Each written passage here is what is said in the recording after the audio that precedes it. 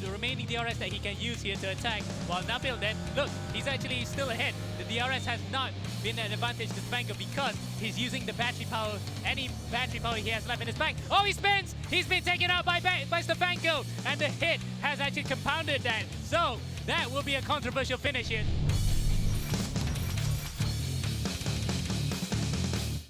And we are underway. A nice first corner. Oh. And Inigo Anton. He's going to win his first race. We're running championships all throughout Asia Pacific. We need a premier championship with proper production, proper entry fees and prize money. And that's what E1 Championship is. E1 Championship really levels the playing field. We've made a great start on e-racing. It allows people in the real-life teams and the sim racing teams to compete on even footing, and they can be competitive against each other. The level of racing was really, really high. It's a terrific sporting competition. We want to make the racing even harder and more realistic. In race room, the drivers and teams have learned how to have contact without breaking the car. We had so many incidents on the track that we had a couple of races banned from competing for the last 2 rounds. E1's going to get bigger and better all the time. As we become a global championship, we're going to get more European teams and drivers taking part as well.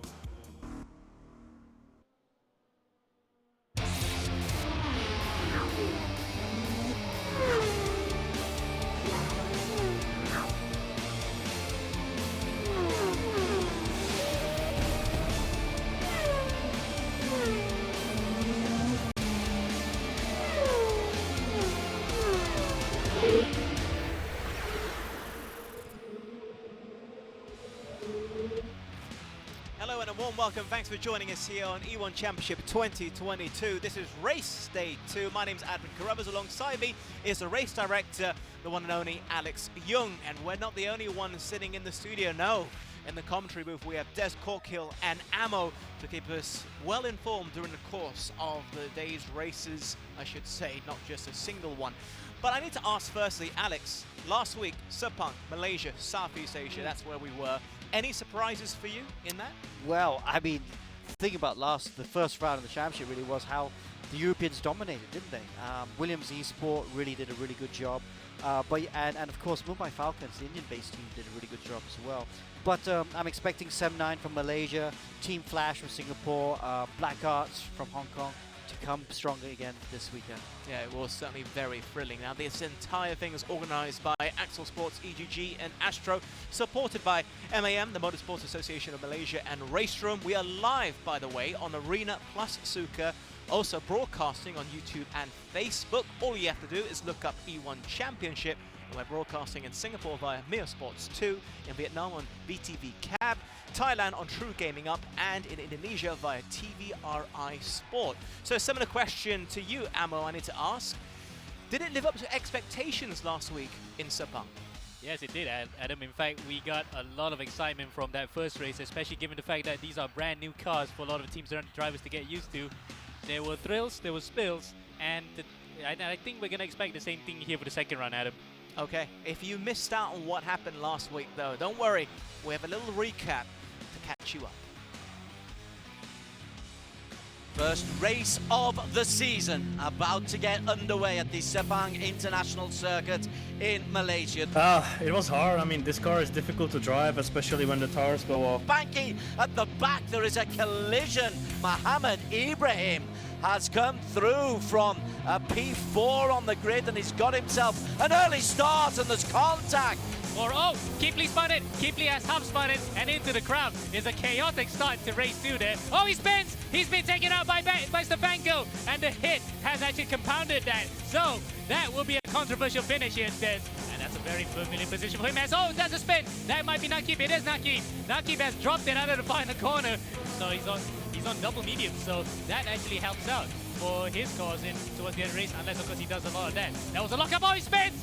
He's actually spun at turn 9. Now that will put everyone else back into play, including the likes of Nabil Aslan, who takes the lead.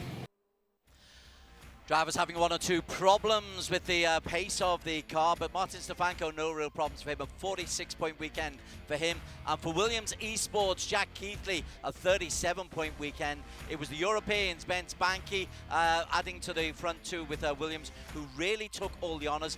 Big shout out though for Russell Reyes though. He's often goes under the radar, the Filipino. He was the top from the JMX Phantom team out of Indonesia. 27 points alongside Apex Racing Academy's Julian Kunze. They're the top 5 in the championship standings. Moving on now to the Teams Championship, and Williams Esports, because of their strong finishes in the first 2 races, sees them in the lead in front of the Mumbai Falcons by 29 points, with Keithley and Stefanko winning both of the races in that first round. Mumbai Falcons then would not be too disappointed with that first round because Banky did perform quite well. Ibrahim would like to go a few times better here in round 2. JMX Phantom being led the way by Russell Reyes because he had a really close finish in that second race. Pressy Matondo will be a bit disappointed by dropping in race 2, and we see the rest of the field. Apex Racing Academy with Kunze really dragging that team up, and then running out the top 5, Blackguards Racing with Josh Perwin and Kalen Chin. Many thanks there to the guys for keeping us updated on everything, and I need to ask, we know who'll be pleased. It'll be Williams, and we'll discuss them later, but I wanted to see more from Mohamed Ibrahim. Why? Because he's the reigning champion. Of course, reigning champion, was with Team Flash, now with Mumbai Falcons, and yeah, he'll be very disappointed with that. He had 2 penalties as well for hitting people when he was trying to come back to the field in race 1 and race 2. But the most important thing was the speed was there. He was very quick. I thought he had a really good chance to be on the podium for race 2, but something went wrong with the pit stops. Didn't quite get the pit stops cleanly. But he'll be back, you know. Ibrahim is such a competitor. The intensity he brings to his driving is quite unreal, really. And I'd be very surprised if he's off the pace today. Well, you just mentioned some racing incidents there.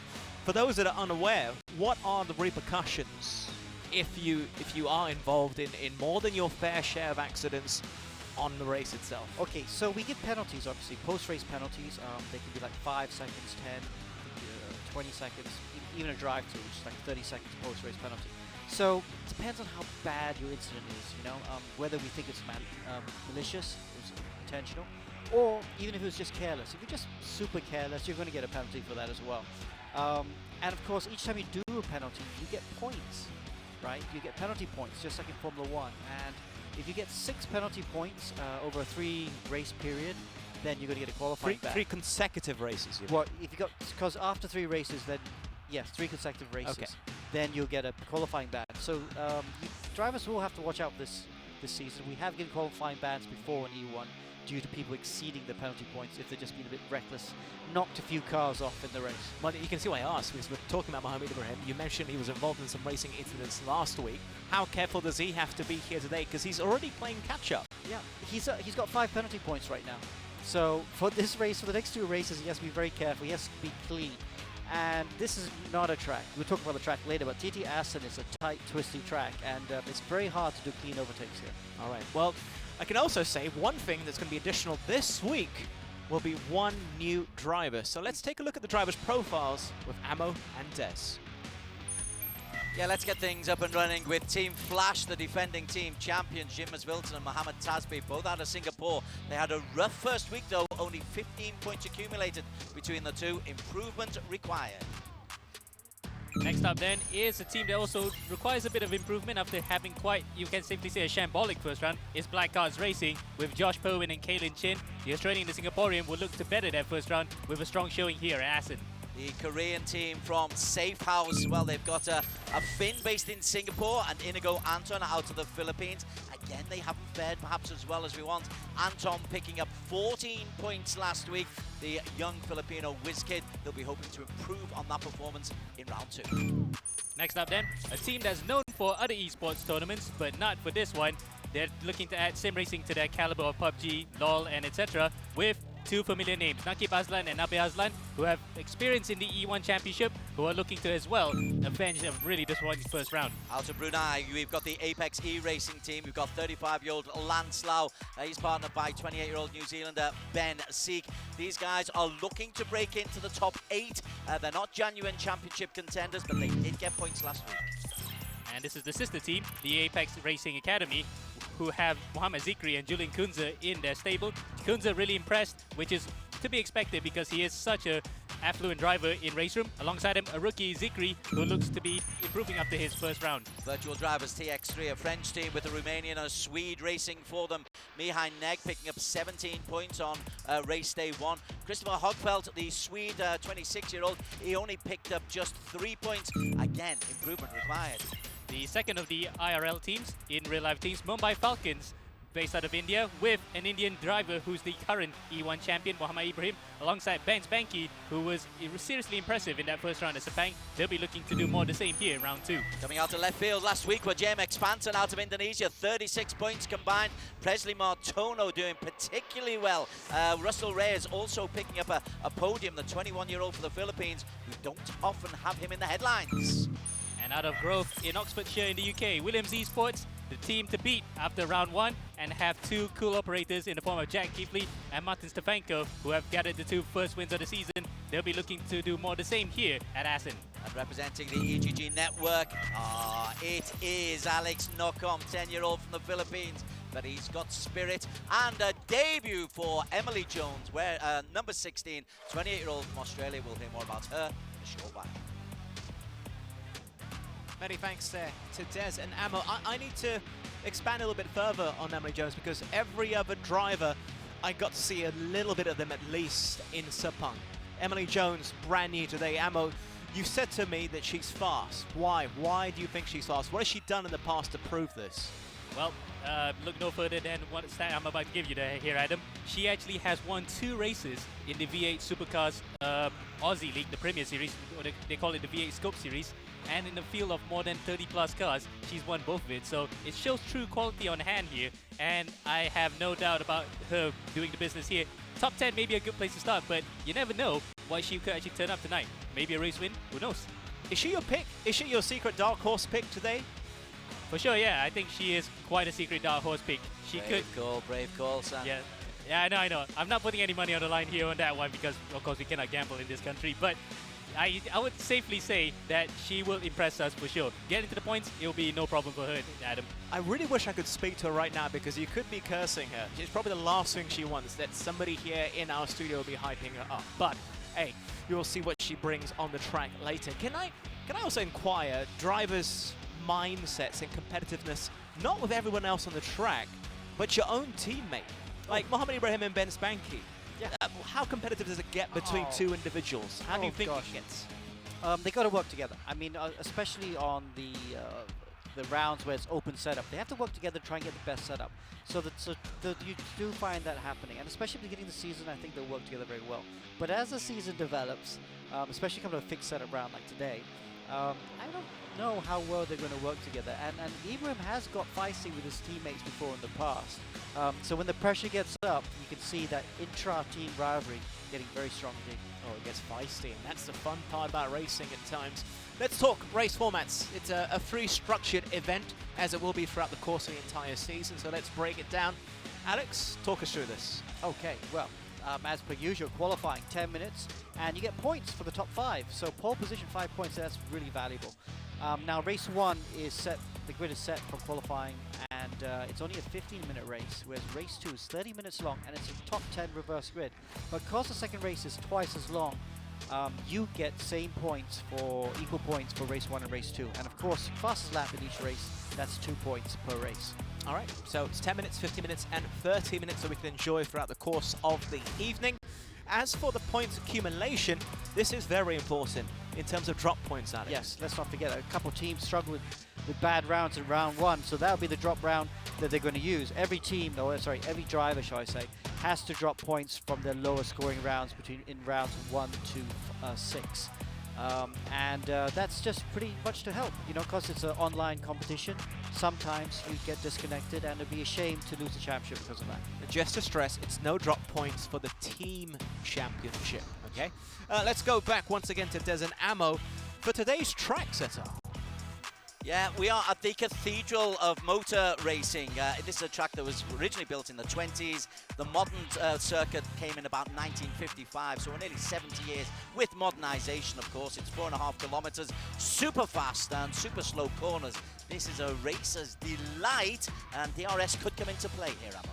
Indeed, and DRS will be coming to play when we look at the car that we're using for today, which is the, in fact, not just today, but for the whole championship, the Formula Race Room X22, 1.6-litre V6 turbo hybrid engine that produces up to 1,050 horsepower, and the weight can be a bit of a detriment to certain drivers because it is quite heavier compared to other single-seaters, but still a thrill to drive here with the engine producing that much power. Okay, thank you very much. And let's talk numbers, let's talk digits, let's talk what everybody's racing. It's the prize pool, Alex. Oh yes, and look at that, 5,000 for first place in the Drivers' Championship. That's a good amount of money to win. 20,000 USD is the total prize pool, which makes it the biggest in the region. And for the teams championship, you also get points down to 5th place, especially the top 3. And if the top team gets 3,000 USD. There is a lot on the line, to say the least. So I want to discuss a few things we've just shown on the screen. Firstly, the setup, the car setups. They're the same this week. Last week it was up to the individuals. How different are we going to be today, do you think? Do you have a preference for that? I like mixing it up. Some rounds open, some rounds fixed, because we do need to let the teams have an influence. And the teams that can do the setup the best, they'll tend to come to the fore. Williams did that in round 1. But it's nice to have fixed setup rounds as well, where everyone runs the same car. Because then we just really see it's down to the drivers to really make the most of the drive to get the result. And you will see the deck get shuffled a little bit. So I like the fact that we can spice it up. And I think here in round 2 at Assen, and a track that's very difficult to overtake, we are going to see some surprises. Yeah, in terms of the same setup that we're seeing today for format, Ammo, I'm going to ask you, who does it suit, do you think? Anybody individually stand out to you? That's quite a tough call here, actually, Adam, because we don't even have a barometer yet in terms of how the teams have set up with these cars, fixed setup, and how they have dealt with it throughout the races. So this would be kind of like a brand new thing for a lot of them. So if anyone actually were to stand out right here, we can use that as a sort of litmus test to see for the next round, if we have a fixed setup race, who's going to advance, who's going to be more advanced in terms of how they prepare for the race. But for the time being, it's quite open right now, because the ceteris paribus nature of this really is an open season for a lot of people in today's round. Okay, completely understood. We haven't really talked about them much so far, and that's with good reason, because we've prepared something a little bit special concerning the team that are currently the pace setters. It's Team Williams. Fights on between these two for the first race win of the season. And Jack Keithley from the United Kingdom on debut is going to come through to take maximum points. He gets the victory, punches the air in delight, as Banky is then taken on the inside by the Williams of Stefanko. Gutsy move by the Slovak. The DRS has not been an advantage to Stefanko because he's using the battery power, any battery power he has left in his bank. Oh, he spins! He's been taken out by Stefanko. He's going to have to dart through on the inside. He takes the inside line. Reyes on the inside. Stefanko is able to hold on, and Martin Stefanko for Williams Esports will take the victory. But yeah, we've got a very strong team, very strong package here. We're the fastest on track. We're looking to progress the season ahead. Really, really happy with it, and yeah, looking forward to the next race. It's going to be exciting. It is going to be exciting. Alex, when I think back to last week, it's not as straightforward as seeing just one individual dominate all 3 races, qualifying, sprint, and reverse grid. We saw Jack Keithley spin out, do you remember? Yes. Into P10, having done so well previously. So it's not clear and cut in terms of just being the favourites. Yeah, and I mean, the pressure's on. You know, these cars are really fast, they're really hard to drive. Don't forget, for round 1, of course, it was released only a week before round 1, so you could see, and that's why a lot of mistakes also happened in round 1, because everyone was new to the car. But it's great that we have all these drivers on kind of an even playing field. You know, had the car introduced on September 1st, and they'd have been working in all this time. So we should see improved performances, but the pressure is still there. You know, big prize pool, you know, you can make or break reputations, and you know, a lot of stuff is on the line. Yeah, and I also guess 7 races in total, Ammo, and Williams dominated the first round. Round 2, it's really crucial the other teams start to properly challenge. We don't want a runaway leader, do we? Absolutely, we don't want it to be the same situation like in Formula 1 right now, where Verstappen's just winning every single race every week. So we just want to help get that interest up and get everyone involved in it. So really then it's all up to the teams here, the other teams beside Williams Esports, to just get their act together and try to have a firm hold behind them so that we can have a good championship for the rest of the season. And ultimately, it's also down to the track. This is very, very different from Sepang. We saw the graphic just now, we saw the layout. We know it's not really for cars, it's more for bikes. So what can we expect today? I mean, how many DRS zones are there that could come into play? Ammo. Well, based on the track map, Adam, I think we can safely say you can still use all the 3 DRSs available for one lap, but it's going to be quite tricky, especially the back straight that leads up to the famous chicane where the Assen fans have seen so many lead changes over the years. So it's still possible. It's just that I would see it more like one-way traffic. It's very processional, Adam. So really then it's up to drivers to just try to send one on the inside whenever possible. Is it super fast in the flat outs and the corners? How crucial an element is that going to be? Because it looks like there are going to be some really slow corners in this track. Yeah, indeed, and it's going to be a problem for, especially when you're going to put the throttle onto 100 and the wheels spinning onto the road, because the amount of turbo lag this car has, it's easy for it to spin out. So really, they have to be careful through the slow corners. While the fast corners, on the other hand, it's just going to be a case of whether or not they can keep up through the corners here at Assen. And indeed, we're not really sure how the race will play out, because on bikes, it's an exciting prospect. In cars, it's a bit of an unknown, but I would say it's going to be a bit processional in terms of one-lane traffic in certain areas. For the viewers who are watching right now, this track was only drawn a lucky draw right here last week in the studio. Plus, don't forget, it's with a relatively new car as well, so it should be exciting. We're now ready for qualifying, so Ammo, I'm passing the microphone back to you alongside Des Corkill. Thank you very much. Yeah, let's get the qualification underway. And last time out, it was Stefanko, the Czech Republic racer, who really made the mark. He got fastest in qualification. It was the start time of a really good weekend for him. He's top of the pile. Williams are the team to beat. Indeed, Williams are the team to beat, because Keithley also had a really good first race. Remember, he won that first race by virtue of overtaking in the final lap, and now we're into qualifying here. Let's go with Stefanko just early on, because Williams are the story. We'll try to get some other narratives going on here, but Martin Stefanko, this will be his out lap here. Alex made a really good point. This is a brand new car for all of these races, and there were a lot of spins. Not from Stefanko, though. He was incredibly consistent.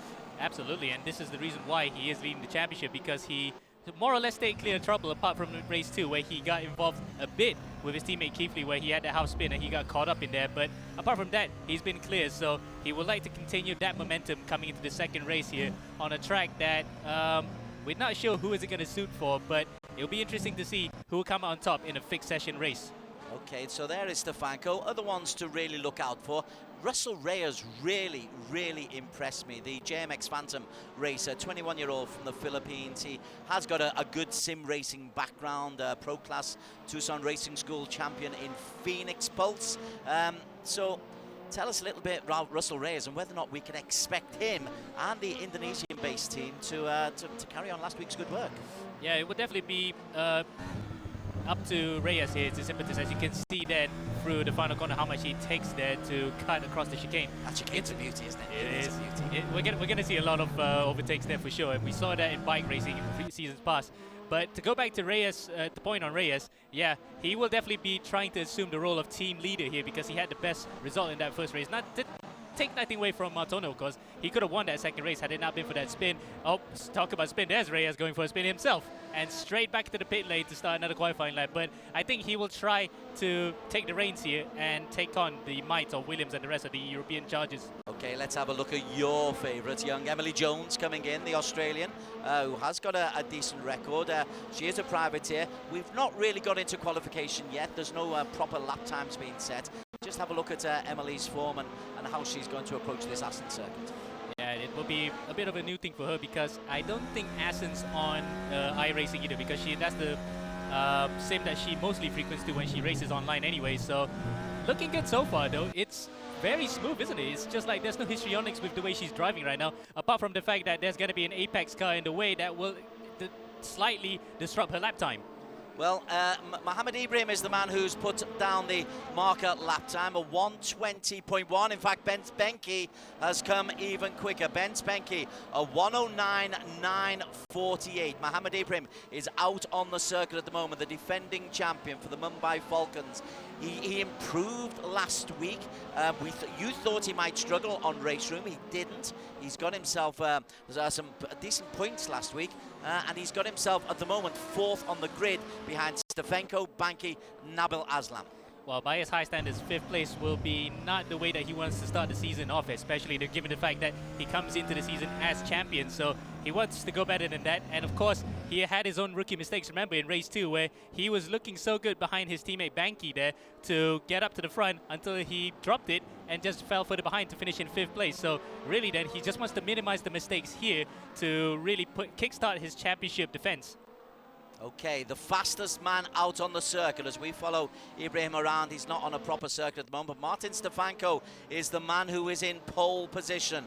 A 1:09.8 his starting lap time. Again, I just think he's taking a little bit of time out here, the Williams racer. Fastest in qualification last time out. To double it up would be quite a performance. Indeed, and we're going to stay on here with Muhammad Ibrahim to see how he fares in this current lap. And going around the circuit here, it's a short one, isn't it? 1:09 is way faster than what the MotoGP bikes can handle. Firstly, we go through this set of right-handers, which is shorter than the original circuit. The old circuit went even further behind. It was almost 7 kilometers before they shortened it around the late 2000s, early 10s, as he clears the traffic. Then onto the back straight. This is one of the very few remaining parts of the original circuit he's going on right now. 7th gear, he's going to reach 8 before the chicane. Yeah, just about. Low gears. He's faster than the first sector, Des. He is fastest of 27.5. He's 400ths quicker than Martin Stefanko. So currently it's looking pretty good for the Falcon Racing team. Into Sector 2 at the moment. 1:09.843 is the target to beat. Sector 2 coming up, the marker is coming up pretty soon. And Ibrahim. Yeah, Ibrahim then coming onto the back straight, and he might just use his DRS right here. Oh no, he doesn't, because he's fastest. He is fastest, but he's just being a bit tentative here as he's got back markers. That might ruin his lap. Through the chicane. And Mohammed Ibrahim, a little frown as well, shows the team, but he does indeed go second fastest, would you believe? And he still has enough time. Stefanko is quickest out on the circuit, a 1:09.843. Naqib Aslan is the new fastest man. Naqib Aslan from Malaysia, the SEM 9 racer. Now, he was very late coming out onto the circuit. Maybe he's just set up a setting there just to suit himself at the Assen here. Yeah, absolutely. He just wants the rubber to be laid in so that it's just optimum enough for him to go and then avoid the traffic too, actually. Remember, we had a few problems with drivers encountering traffic on their hot laps, so Naqib then doing the smart thing to just keep away from those drivers. Likewise, we can see Stefanko, they're just coming across, avoiding Nabil Aslan to come across the start-finish line. Would this be an improvement? No, it isn't. He stays third. I want to go on to his teammate, Jack Keithley. Jack Keithley, currently P6 at the moment, hasn't broken the 110 barrier. There's 3:43 to go, so a lot of opportunities still for them to go. But now we're into the final 3.5 minutes or so. Bit of pressure building. Yeah, absolutely. And who's going to be the second poster to the year here? It is pressure building because 3 minutes left to go, 3.5 minutes. That's not a lot to do. And if you scuff up that one lap, you go back to the pits, that's it. You don't have enough time to actually do another one. So Keithley then on this slow out lap, in fact, a lot of them are doing that because they cannot change their battery settings. Because it's a fixed setup, it's also fixed in the MGU. So they do not want to deplete any of that battery in that first lap. Otherwise, they don't have enough to actually charge on the flyer. Let's see how your pal Emily Jones is going. A 1:11.6 is her fastest lap. Again, that's she's not on a fast lap out at the moment. How about Inigo Anton, the best of the Philippines? Or he was until last week when Russell Reyes took over. So we're off Emily and on to Inigo Anton. Happy birthday to his mum yesterday, by the way. Yes, happy birthday, Karen. So hopefully you're watching here and willing on not only Inigo, but also the rest of the Filipino contingent who are here today. And it looks as though Anton is actually doing slightly better than previously at Sepang, but still hasn't gotten to grips with the car just about yet. It is a tough old car, isn't it? You're saying it really can get away from you. Easy to get a lot of backspin onto it. But there is Inigo Anton through Sector 1. Let's just stick around for his Sector 2 time to see if he can get closer to the top 5. It's Naqib, Banky, Stefanko, Mohammed Ibrahim and Nabil Aslan. 1, 2, 3, 4, 5 at the moment. He is going quicker, Inigo Anton. Yeah, 3/10 quicker, so that might take him at least up to P8, better than Kaylin Chin. So P7 is his projected position right now. Through that final corner, that chicane really can catch anyone out across the line, just in front of Kaylin Chin as I expected. But he looks a bit disappointed with that lap, though. P8 as we've got a new leader, Mohammed Ibrahim, a 1:09.7. We have got a new pole sitter, Ibrahim. Gosh, he is proving that last year was no fluke. It was no fluke because despite we keep saying that Race Room's not his game, as Nakib then on the limit, nearly losing it, coming out of turn number 11 onto 12. That really shows he's pushing as well. But really then, Ibrahim shows that he could race in any sim, and it's proven here. He's just ahead of Nakib by 1300ths of a second, as meanwhile, Martin Stefanko and Ben Spanky are also on flyers. Everybody is going for it. They're leaving very late. Stefanko having to really manhandle this car around the corners using the full width of the Assen circuit. He is currently 4th fastest, a 109.843. He's just 1/10 out of top spot, and he has got enough time on this flying lap here. 800ths down at the end of Sector 1. Yeah, it's not that far off. In fact, I think he can still improve to get up near to Banky if he could actually nail that final sector. Now, will he get it right here through the chicane? This is important to get those points, and him being the leader after round 1. Across the line then, would this be an improvement? He's fastest through that final sector by 1,000th, but not enough to actually improve his position. He's 4th right now, Des. 4th best for Martin Stefanko. He looks a little bit disappointed in that. We are on board with Ben Spanky, currently P3 on the 2nd row of the grid. Banky's the one we've not really talked about, in all honesty. The Mumbai Falcon Slovak, 23 years of age. He's out on a fast lap, currently in P3. It's Ibrahim, Nakib, Banky, Stefanko, and Nabil Aslan, another good performance. These Aslan boys, they're going to be a real presence when it comes to the end of the season. We are still in time at the moment. I'm just seeing if Banky is able to improve on that fastest lap. The answer is no. The timing is up. So Ben Spanky has to be content with a P3. Martin Stefanko, the championship leader, content with P4. Mohamed Ibrahim and Nakib Aslan sharing the front row of the grid. Mumbai Falcons and Sem 9. It is last season's champion against Malaysia's best. Oh, this is going to be fabulous. Many thanks there to Des and Ammo. What a qualifying round. Yeah. What a round. And I felt justified that we talked so much about Mohamed Ibrahim before, because he won for him. Oh, you can never discount Ibrahim. He's such an aggressive driver. That's why we're talking about him, because he's so great to watch. But him, wow, what a great lap at the end there. You could see he was actually quite calm. You know, that second run in qualifying, he got held up by traffic in the last corner, so I knew he could go quicker. But he didn't overreact. Normally, sometimes you see him get very tense and angry. He didn't. He was calm, and he was able to do that in the last run. He just pipped Nakib Aslan off a pole. So the Asians strike back. We saw the Europeans dominate qualifying in round 1, and now we got front row with 2 Asian drivers. And I have to say, you know, great job by both of them. Yeah, the Europeans dominating in Asia. Now it looks, at least from qualifying, as the Asians dominating within Europe. I believe we have the man on P1 standing by, Mohamed Ibrahim. Can you hear us? I can hear you. Look at that smile right there. I can see what this means to you. It feels like you needed this after last week. Yes, I did. Because the pace was definitely there last round, but for some or the other reason, I messed up qualifying. So I'm really proud and happy with this sport. God's will. Thanks. Thank you to God's will. As you should be, sir. As you should be. But what about the track itself? I mean, the corners can be a little bit tricky here, a bit slow. How did you find it? Particularly being aware of the back markers as well.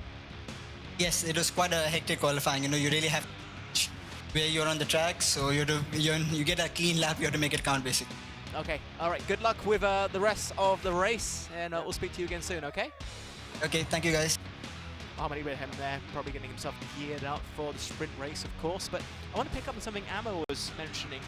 Because it's the same setup, how important is resource management here? Well, like you can see them going really slow on their outlap, so that tactic was to play. And largely from what we could see, people were getting out of the way on the slow outlaps of the faster cars, so that was good.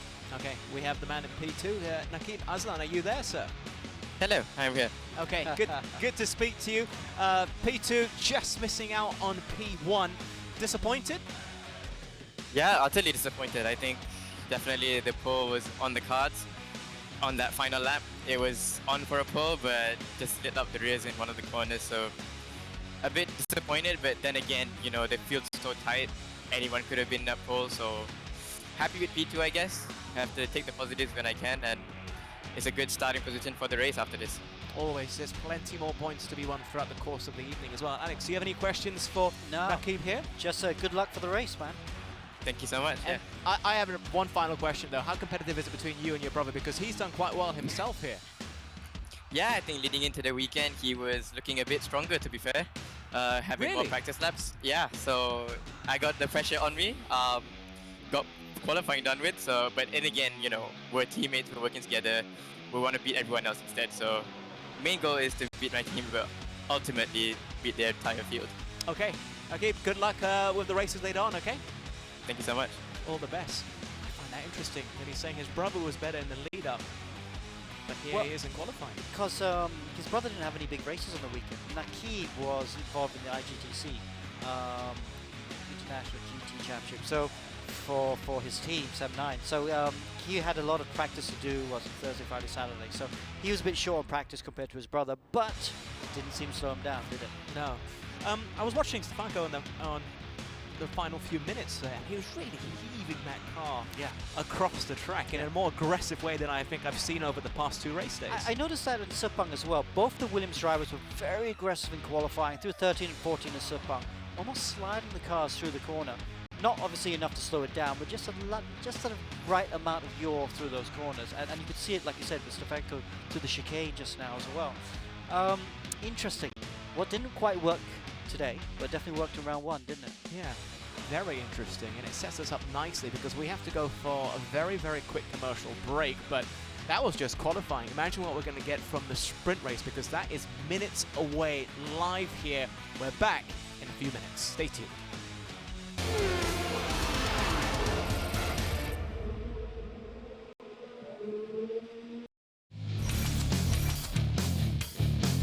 Anton is trying to get on the tail end of his young compatriot. Anton looking for a way around, but Axel Knockham. Let's just see some of his defensive work here. DRS is being utilised successfully or not. Oh, he dinked one on the inside there, but Banky as well. He actually dinked on the inside very late to actually defend. Now it's going to be game on. Fights on between these two for the first race win of the season. Banky goes outside, and Kipley goes on the inside, which in turns to the outside coming out to turn 3. It looks as though he's using DRS again, but Banky, I think, is on the overtake button. He is clear away from the Williams Esports driver. For once, Russell Reyes making the noise out of the Philippines. As he comes down, is he close enough? He can use his DRS, and he will try and use his DRS here. And Russell Reyes tries to go on the inside, successfully does so. Takes a P6, the switchback is on from Mohamed Ibrahim. Look at that, they pull away from Stefanko. They're going to dink left and right. This is almost like Nico Hulkenberg and Nicolas Lapierre back in 2005 for the A1 Goes GT through. race. And he's gone through. Kipley's gone through for the lead. Mohamed Ibrahim has come through from a P4 on the grid, and he's got himself an early start, and there's contact. Neg is out. Ibrahim is taken out. Neg has actually survived. Oh, Kipley spun it. Kipley has half spun it and into the crowd. It's a chaotic start to race 2 there. Inigo Anton in the groove as well, back in P4. Wesley Martono leading the way.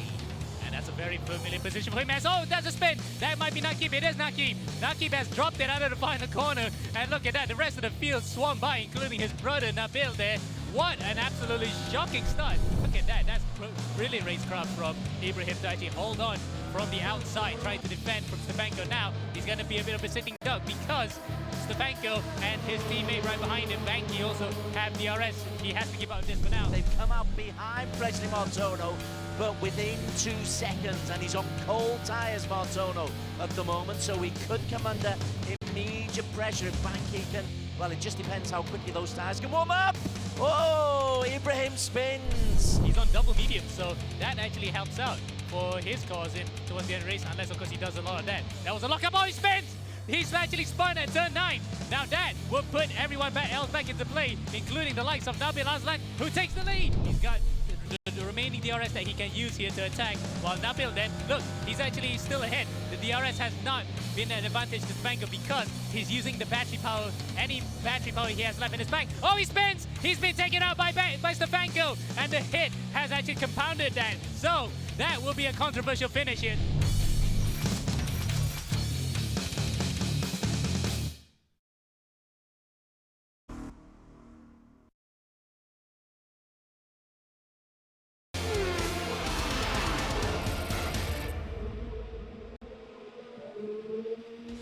Welcome back once again to the E1 Championship 2022. This is round 2. I'm Adam Carruthers. The race director is beside me. His name, of course, is Alex Young. Now, this entire event is organized by Axel Sports, EGG, and Astro, supported by MAM. That's the Motorsports Association of Malaysia and Race Room. We are live, by the way, on Arena plus Suka. We're also broadcasting on YouTube and Facebook. All you have to do is look up E1 Championship. We are also broadcasting in Singapore via Mio Sports 2, in Vietnam on VTV Cab, in Thailand on True Gaming Up, and in Indonesia via TVRI Sport. Thank you very much for joining us. And if you've just tuned in, we've already had qualifying, but don't worry, Des and Amo, our dynamic duo on comms, have a recap. Southeast Asia celebrating Mohammed Ibrahim, Mumbai Falcons, or South Asia I should say. He is fastest on pole, the defending champion. Nakib Aslan alongside him on the front row of the grid. Best results of the season for Nakib for the SEM 19. And then we have the Europeans, Bence Banki, the second Mumbai Falcons, the best of the Williams esports team, Martin Stefanko, the championship leader in P4, Nabil Aslan, that's Nakib's brother, in P5 for SEM 9. Thanks, guys. We're waiting for the sprint race to start, so I'm going to try to throw in a few questions here. Firstly, for you, Alex, what kind of racing are we going to expect today? How aggressive is it going to be? It's going to be a bit aggressive, I think. I mean, first few laps, I think, not too aggressive, but as the race wears on, it's going to get aggressive because there are a few drivers not in their position that we expected them in, so they're going to try and get their way to the front. The start's going to be crucial. You've got to get to turn 1 first, or try and make some places. Get through the first 2 corners without contact. Turns 3, 4, 5 there. Those are all kind of longish corners which can fight someone to stick the nose in. And when it's that close on the first lap, you're definitely going to see someone sticking the nose in and putting someone around probably. And even if you survive the first lap, it's so hard to overtake that as the race wears on, you're going to see people get more desperate and try and send one down the inside. And that's before we even consider the battery, the DRS, the strategies of where you use it to try and overtake or defend. I really want to ask that to Amo as well. What is a workable strategy, do you feel, specifically for this track, for this new car, let's not forget, and for the drivers themselves, Amo?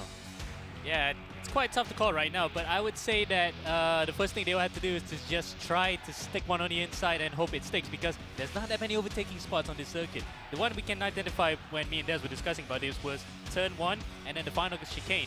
Anywhere else is just pretty much a shot in the dark. It's pretty much into the unknown for a lot of these guys, so they really have to try and send one on the inside. In terms of strategy, first race, just stay out of trouble. They just do not want to spin and really soil those tires to really compromise their round, because wherever they finish outside of the reverse grid, that's where they're going to start for race 2, and that will really put a damper to the weekend if they were really having a poor session to begin with. Why did you say turn 1? Why did you highlight turn 1 as being an area to look out for? Because it's a bit tight there, Adam, because in MotoGP as well, there's been a few accidents over the years, so we have to make a note that that might be a point of contention as well for whoever's starting further behind. Yeah, I know he's rubbing his hands in glee, knowing the fact that it's going to be quite chaotic in that first few turns, I would say. And I didn't get a chance to ask you about the qualifiers there, but it just feels like Mohammed Ibrahim, both to an extent, the Aslan brothers are responding to Sepang last week, where you could say it was disappointment. Do you feel that's the case here, and are we going to expect a response in the sprint race from some of the other drivers, perhaps? Yeah, definitely. We got a few drivers that we earmarked just now to really impress during qualifying, but they didn't, so they might want to put race 1 as a factor. Plus, we can safely say like that Thin Lizzy song, the boys are back in town. The champions from seasons past have turned up today. Okay, tell you what, no one wants to watch me talk. Everyone wants to watch racing, and that myself included in the list. So I'm going to pass it back to the 2 guys now about the race. But before that, just before that, one final question, or at least 2 questions. I think we should go to the race now. We want to go to the race? Yep, let's go to the race. I think we're ready for the race in that case. Amo and Des. The boys are back in town. Mohammed Ibrahim and Mohammed Aslan, they are off the start line fastest. We missed the start. Apologies for that. But Ibrahim in P3 at the moment goes on the inside. Exactly as Amo Hazik suggests, he's got got to. Really taking it, and there's a big crash there. Mohammed Ibrahim caught in some severe contact. We thought there might be chaos in the early stages. My word, Amo has a big chaos. Cars everywhere at turn number 5. That was not the start that we would have wanted, but for a lot of people who have gone through that unscathed, the likes of Inigo Anton, Kalen Chin, that was the start that I really wanted, and they're up to the top 5. As meanwhile, the Sam 9 brothers, Nabil and Nakib, are out in front, Des. This is the result, this is the response they wanted after what happened in round 1. Absolutely, Nakib, he stayed out of trouble. Nabil came through all the problems. Tasbih in P3, Inigo Anton from the Philippines in 4 ahead of Kalen Chin. Ibrahim was bashed out to P6. Looking further down, Stefanko down in P10 at the moment, but currently we are sailing with Nakib Aslam, and he's got himself a healthy lead. Yes, there's DRS, but a half-second lead, and his brother and teammate behind him.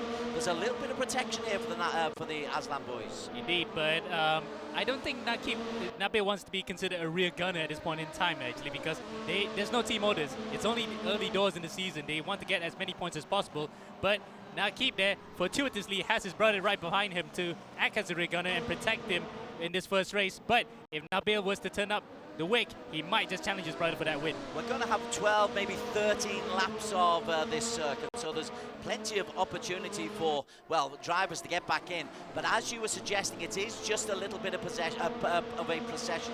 Let's go back to P4 and let's have a look at the view of Inigo Anton. That's the procession in front of him. He's got Tasbih, Nabil and Nakib in front of him. Kalen Chin just behind him. Mohammed Ibrahim in P6, but procession is there. How can you utilize DRS best if you're in this kind of procession?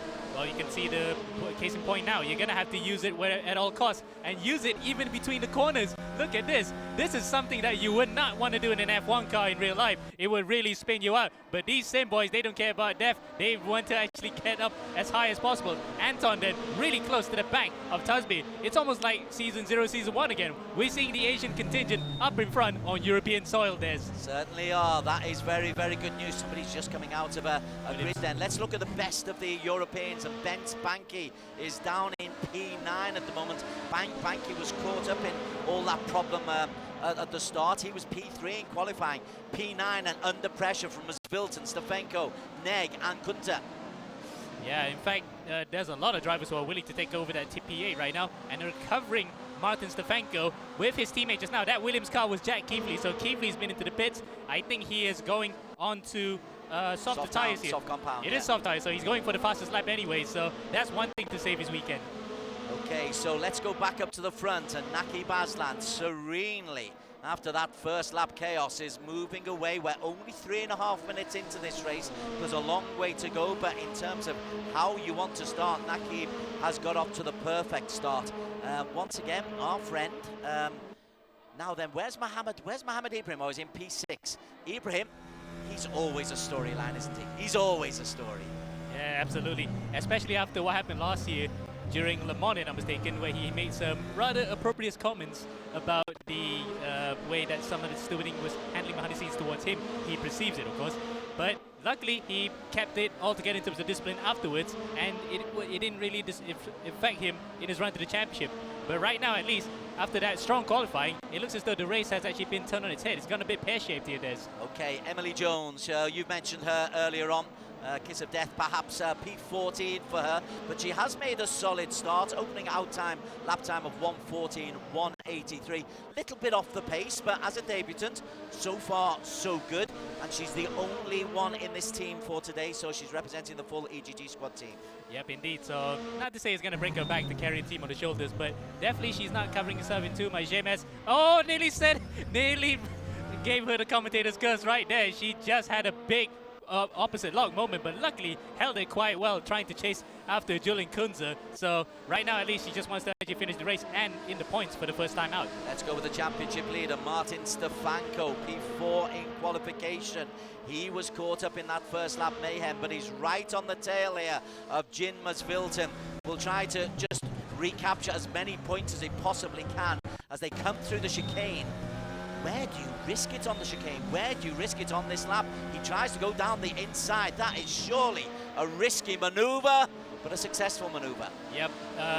Mas Wilton didn't put up much of a fight there because I think he knows full well that he doesn't want to get his race compromised because there is penalty points. There are penalty points on offer because the more hits you get, the more penalty points you will incur, and it will send you out of the race if you have one too many. So I think Mas Wilton just didn't want to risk it. Okay, we are just over 5 minutes in. Up at the front, Nabil is now just beginning to make a move there on his brother.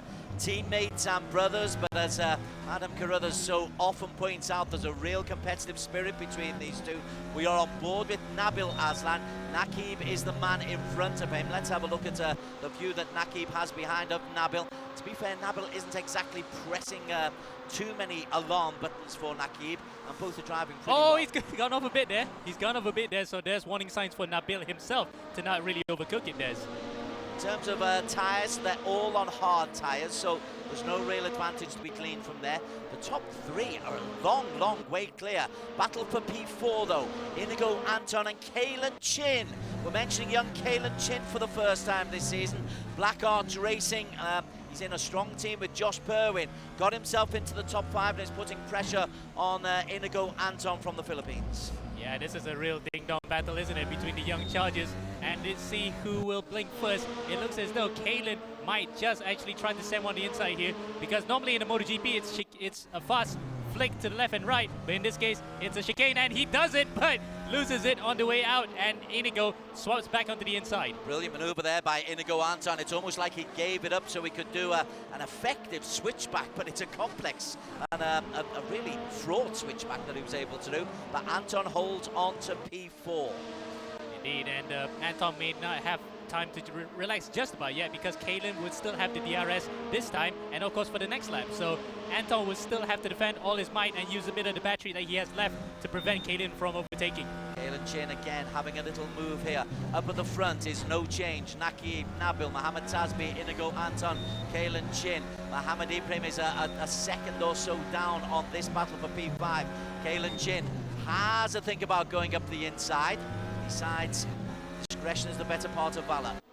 Yeah, he doesn't want to actually soil this race as well because he did have a bit of a tough second race, so he wants to actually have a good round here if he was to stand any chance of at least starting out the season on a high. Good battle for P8. Ben Spanky leading Martin Stefanko. Jin Masvilton is right on the tail end of them. Jin Masvilton for Flash, the Team Flash team, who are the defending team champions. Well, currently in P10 and struggling a little bit with the pace. Flash with, well, Tasby isn't, he's up in P3, but Masvilton generally has so far this season. Yeah, well, this is only the third race of the season, mind you, so that's only just maybe a sign of things to come, we might safely say. Let's hope he doesn't really struggle throughout the season because Team Flash really need both of the drivers to perform here if they were to stand any chance of defending their team's championship title. Back to the front. Okay, sorry, this is P5. Kalen Chin again tries to go around the outside of Inigo Anton. Anton is just able to hold on once again. That's twice Kalen Chin's got his nose in front and Inigo's been able to claw it back. He just flicked his head forward and backwards. We don't need to say lip reading needs to be a skill. We can see body language reading, and you can clearly see that there's some vulgar words coming out of his mouth, which we cannot say live on air. Kalen Chin in the red and Anton in the black. Anton looks very, very composed. Remember, he was a little bit skittish for several of the seasons we followed him for, but now really does look a proper racing driver. Well, he is a proper racing driver. Yeah, he's really known for his late season charges, but if you could get the good results in the opening few rounds, he doesn't really have to worry about doing a late season search. He could be right into the thick of it. But at the moment, at least, this fifth place result will do him a lot of good. Okay, let's have a look back up to the front. We've rather ignored our race leader because Nakib Aslan is lapping very nicely. 1:12.676 his last lap. That is his best lap to date so far. The best lap of the race is a 1:12.4 by Nabil. So the brothers really are sharing it out amongst themselves. Back to P4. Kalen Chin has got ahead of Anton. Take your eye off that battle for a second and it changes in the twinkling of an eye. Absolutely. We just thought that, okay, maybe Kalen might be biding his time here, but nope, he immediately goes for it. Third time of asking, finally gets it right. Ibrahim goes through as well. Follows suit. Anton loses P4 down to P6. That is a costly half a lap for Inigo Anton from the Safe House team. Yeah, in fact, that was probably what took him by surprise because Kalen just got him, and after that he didn't have enough time to regroup. Ibrahim was also on his tail, and he had no choice but just try to defend, but it was a little bit hopeless at the moment because he is the only one among that group of drivers that doesn't have DRS there. Okay, let's go down. Nakib is still leading, but Ben Spanky is under a little bit of pressure from Martin Stefanko for P8. Europeans having had so much success at Sepang last week, not finding Assen quite so easy. Imagine it'd be the other way round. They will have worked on the Assen circuit, perhaps even raced there in real life. Spanky holds on to P8. Nothing to see here. Naki Baslan still leads the way. What are we? We're on lap 10.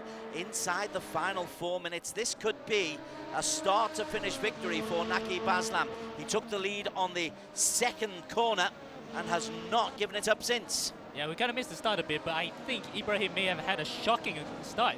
He was on the outside, of course, because Paul is on the left, so he might have been mugged by Nakib anyway. And then Nabil also followed suit, so both Sam 9 boys really got up to the back of Ibrahim and actually pushed him out of the way, proverbially. They didn't really shove him out of the way in the start of the race. So really then, it's been plain sailing from here on out. But it looks as though Nabil may have actually gone off the boil slightly. He doesn't want to challenge his brother too hard. He just wants to settle for a good result at the moment. And he's got a big differential between him and the man in P3, Mohammed Tasbi, the Team Flash racer in P3. We've rather ignored him. It's been a good drive from Tasbi. We said at the start that Team Flash haven't really impressed. 15 points last week in the week for Jinmas Vilton. Tasbi was out of the points, but this is a good race from Mohammed Tasbi. Yeah, absolutely. This will be, consolidating his really good start to the season in that first round. So he is just outside of that top 3 in the championship after round 1. But with the things that have gone on with the championship contenders, championship contenders after round 1 after that first lap, this will put him right in the thick of it. Okay, let's move to P4. Our friend Mohammed Ibrahim again trying to make some headlines. This is Kalen Chin. He's putting under pressure here. We've got 2:27 to go. The laps are running out for Mohammed Ibrahim. It's probably this plus 2. Yeah, in fact, Ibrahim may just want to, get back a good result. Oh, It's Tasbi. Tasbi has actually spun. So Tasbi in trouble. Kalen Ching moves into P3. Mohammed Ibrahim in 4, and having just praised Mohammed Tasbi, he is now back in P5. We'll return to that battle here between Kalen Chin and Mohammed Ibrahim, because Ibrahim is chasing a podium, we feel. Commentator's blind, isn't it, Des? We just said he will be on it in the thick of it for the championship, and now look at this. He is now trying to fight off his, no, that's not his teammate, that's actually Reyes. So immediate championship rival in the Asian side of things. He just wants to actually get better of him. Reyes out of control almost on the DRS, side by side through this final sector. You do not want to put 2 bikes there, let alone 2 cars. And we've seen it before how Kalen has done it. Now Reyes has done it too, Des. Okay, so Russell Reyes up into P6. Mohammed Tasbi, his podium has been ripped from him, and he's got Ben Spanky and Martin Stefanko for company for these last 2 laps. This is big pressure. Stefanko, the championship leader, down in P9, but will be looking to try to pick up at least a couple of extra points here. Yeah, Stefanko maybe. Oh, that's a bit of an accident there. A bit of an accident in front of him. That might have been Tasbi holding up Banky, which in turn had a bit of a domino effect towards Stefanko. And luckily for Stefanko, it was a light hit, so there will be no damage to that front wing. There is the battle for P7. Russell Reyes is away ahead of them. We will come back to that very briefly. Naki Baslan is leading the way by 0.6 of a second from his brother Nabil, and they are 8 seconds clear of Kalen Chin in P3. Mohammed Ibrahim is the man chasing Kalen Chin. 30 seconds to go. Where are they on the circuit? It's such a fast circuit. I think they will complete this lap. Indeed they will. They'll complete this lap and then they'll go on to the final lap. So Naki Baslan just needs to avoid any kind of real danger. Up in P5, Anton under pressure from Russell Reyes. Yeah, in fact, this is the battle between the 2 Filipinos. Last week it was Anton and Nocom. This week it's Anton and Reyes. Reyes tries to send one to the inside. He dives on it. Side by side they go, but Anton holds firm and stays in P5 for now. There's going to be a real battle going on there, though. Inigo Anton trying to keep his cool, looking in the mirror. Once again, Reyes, who's been ultra aggressive so far this season, he goes through, and Banky is also trying to get in on the inside. This is a great battle for P5. Need to be very careful, though, that we don't ignore the man who's going to take the race win. Naqib Aslan was there at the start of lap number 1. He is there at the end of lap number 13. Naqib Aslan just needs to make sure that he doesn't make any mistakes. It's going to be a brother 1-2. Sem 19 are going to take this one, P1 and P2. Nabil, maybe we've seen him take him on the last moments. He doesn't this time. The victory goes to Naqib Aslan from Nabil. Kalen Chin 10 seconds down. He's looking to hold on for P3 against Mohamed Ibrahim. Kalen Chin's best result of the season. Ibrahim, Inigo Anton will hold on to P5 ahead of Reyes and Jinmas Vilton. Stefanko, last week's victor, down in P10. Naqib, though, with the victory.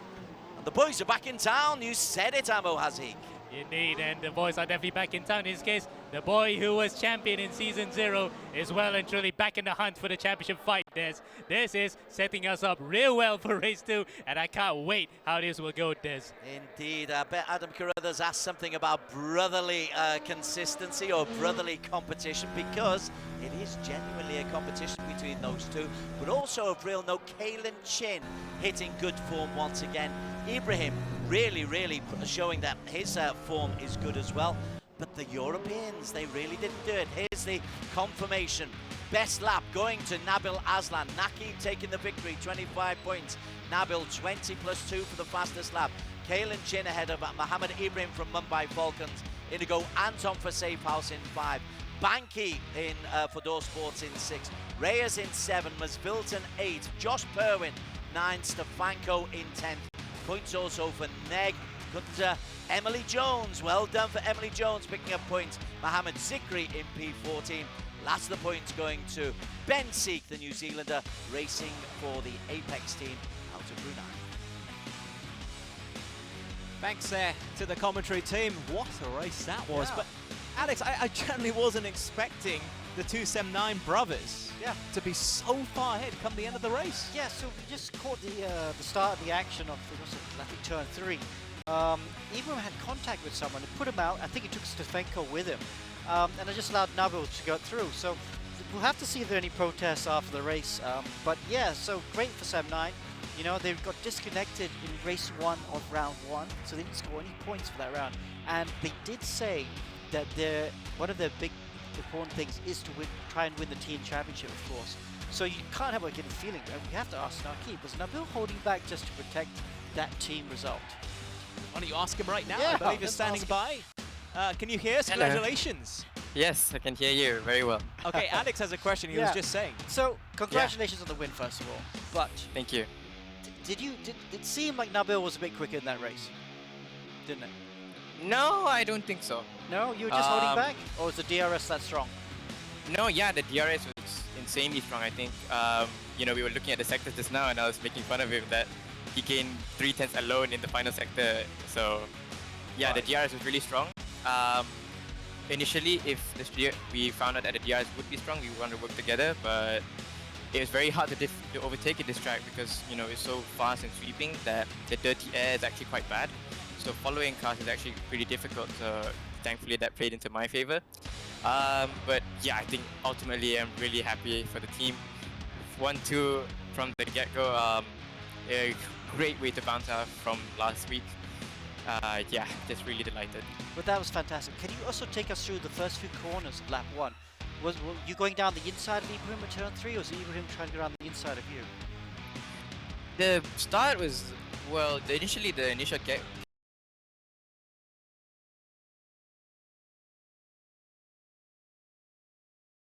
Oh, he's back. I think he's about to come back. Yeah. Yes, carry on. we can hear you. Thank you. So the initial getaway was a bit difficult because of the dirty side. But you know, I think after that it got quite smooth, and then after that it was a bit chaotic. People were kind of everywhere. I saw Nabil coming in, charging it back. He was leading at one point, and then he went wide at turn 3, if I'm not mistaken.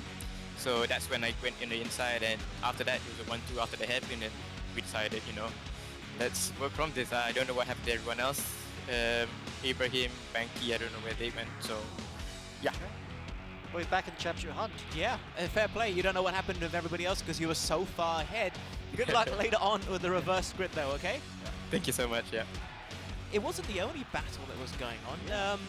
Kalen Chin and Inigo Anton, about halfway through the race, there was a great battle there for P4. Yeah, absolutely. Inigo was defending quite hard. Not hard, safe but hard. But Kalen, great result to bounce back as well. Let's try and speak to him now. Kalen, are you there? Good to see you. Yeah, I can hear you. Thank you. You take us through your race. That was an eventful one. Wow, I don't really remember much of it, honestly. I remember the first lap was chaotic. There was a couple of crashes all around me. I had been hit from the left side, I think, into turn 4, lap 1. And then after that, I had that really incredible battle with Inigo where the car, I would try to overtake him, but he had amazing defense. And then I had Ibrahim the last 5 minutes. That was so tough to keep him behind. And yeah, it was a great race. I'm really happy with that. Yeah, you were able to, of course, capitalize on Taspi and his spin, putting yourself into a podium place. But was there any hope of catching up with the top two, the Aslan brothers, Sem9? Honestly, they were like, what, 8 to 9 seconds ahead by the end of the race, so by then, of course not, but when the gap is around 3 seconds, there's a little bit of hope, but with the battling and all that, it made the gap increase a bit, so there wasn't really much hope toward the end, but the race pace, it seemed a bit similar, I think, and so I'm confident going into race 2. Okay, Hayden, thanks so much for talking to us, and you gave us a lot of thrills in that, I have to say. Good luck for the final race of the evening, okay? Thank you. Awesome. I think it was a surprise package for me, at least. Yeah. Well, that's why the fixed setup was good, because I know talking to the Black Arts after round 1, they really struggled to understand what to do with the setup of the car. So they actually used the default setup in round 1, and that's pretty much why they were so far off the pace. Now with the setup being fixed, they're back and very strong, at least in Kalen's hands. Okay, we're going to go for another commercial break, but don't worry, because when we return, we've just had a 15-minute race. How about a 30-minute race? How about a reverse grid race? Because that's coming up next.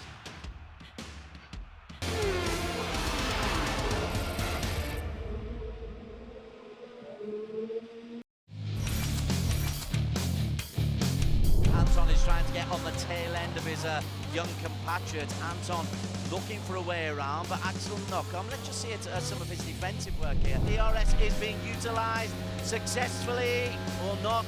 Well, he dinked one on the inside there, but Banky as well, he actually dinked on the inside very late to actually defend. Now it's going to be game on. Fights on between these two for the first race win of the season. Banky goes outside, and Kipley goes on the inside, which in turns to the outside coming out to turn 3. It looks as though he's using DRS again, but Banky, I think, is on the overtake button. He is clear away from the Williams Esports driveway. For once, Russell Reyes making the noise out of the Philippines.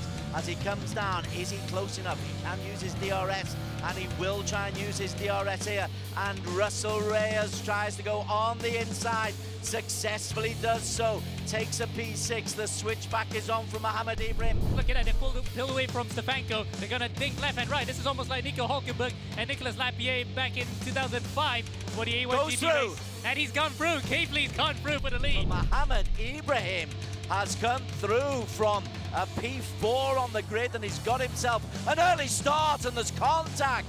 Neg is out. Ibrahim is taken out. Neg has actually survived. Oh, Kipley spun it. Kipley has half spun it and into the crowd. It's a chaotic start to race 2 there. Inigo Anton in the groove as well, back in P4. Pesley Martono leading the way.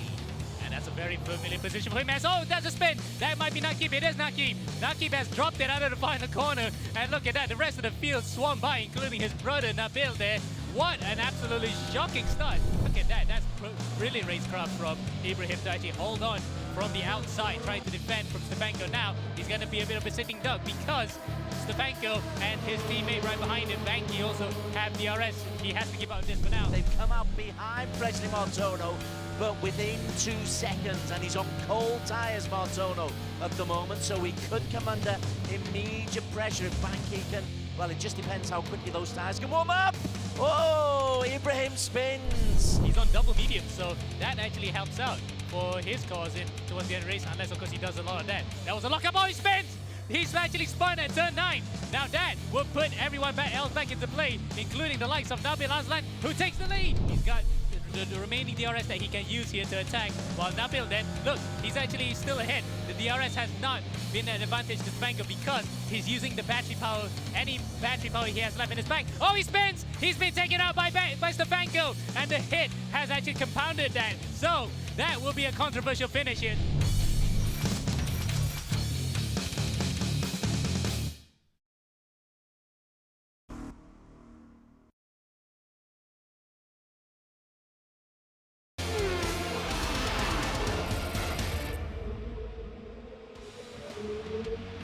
Welcome back once again to the E1 Championship 2022. This is round 2. I'm Adam Carruthers alongside the race director Alex Young. This entire event is organised by Axel Sports, EGG and Astro, supported by MAN, that's the Motorsports Association of Malaysia, and Race Room. We are live, by the way, on Arena Plus Suka, and also broadcasting on YouTube and Facebook.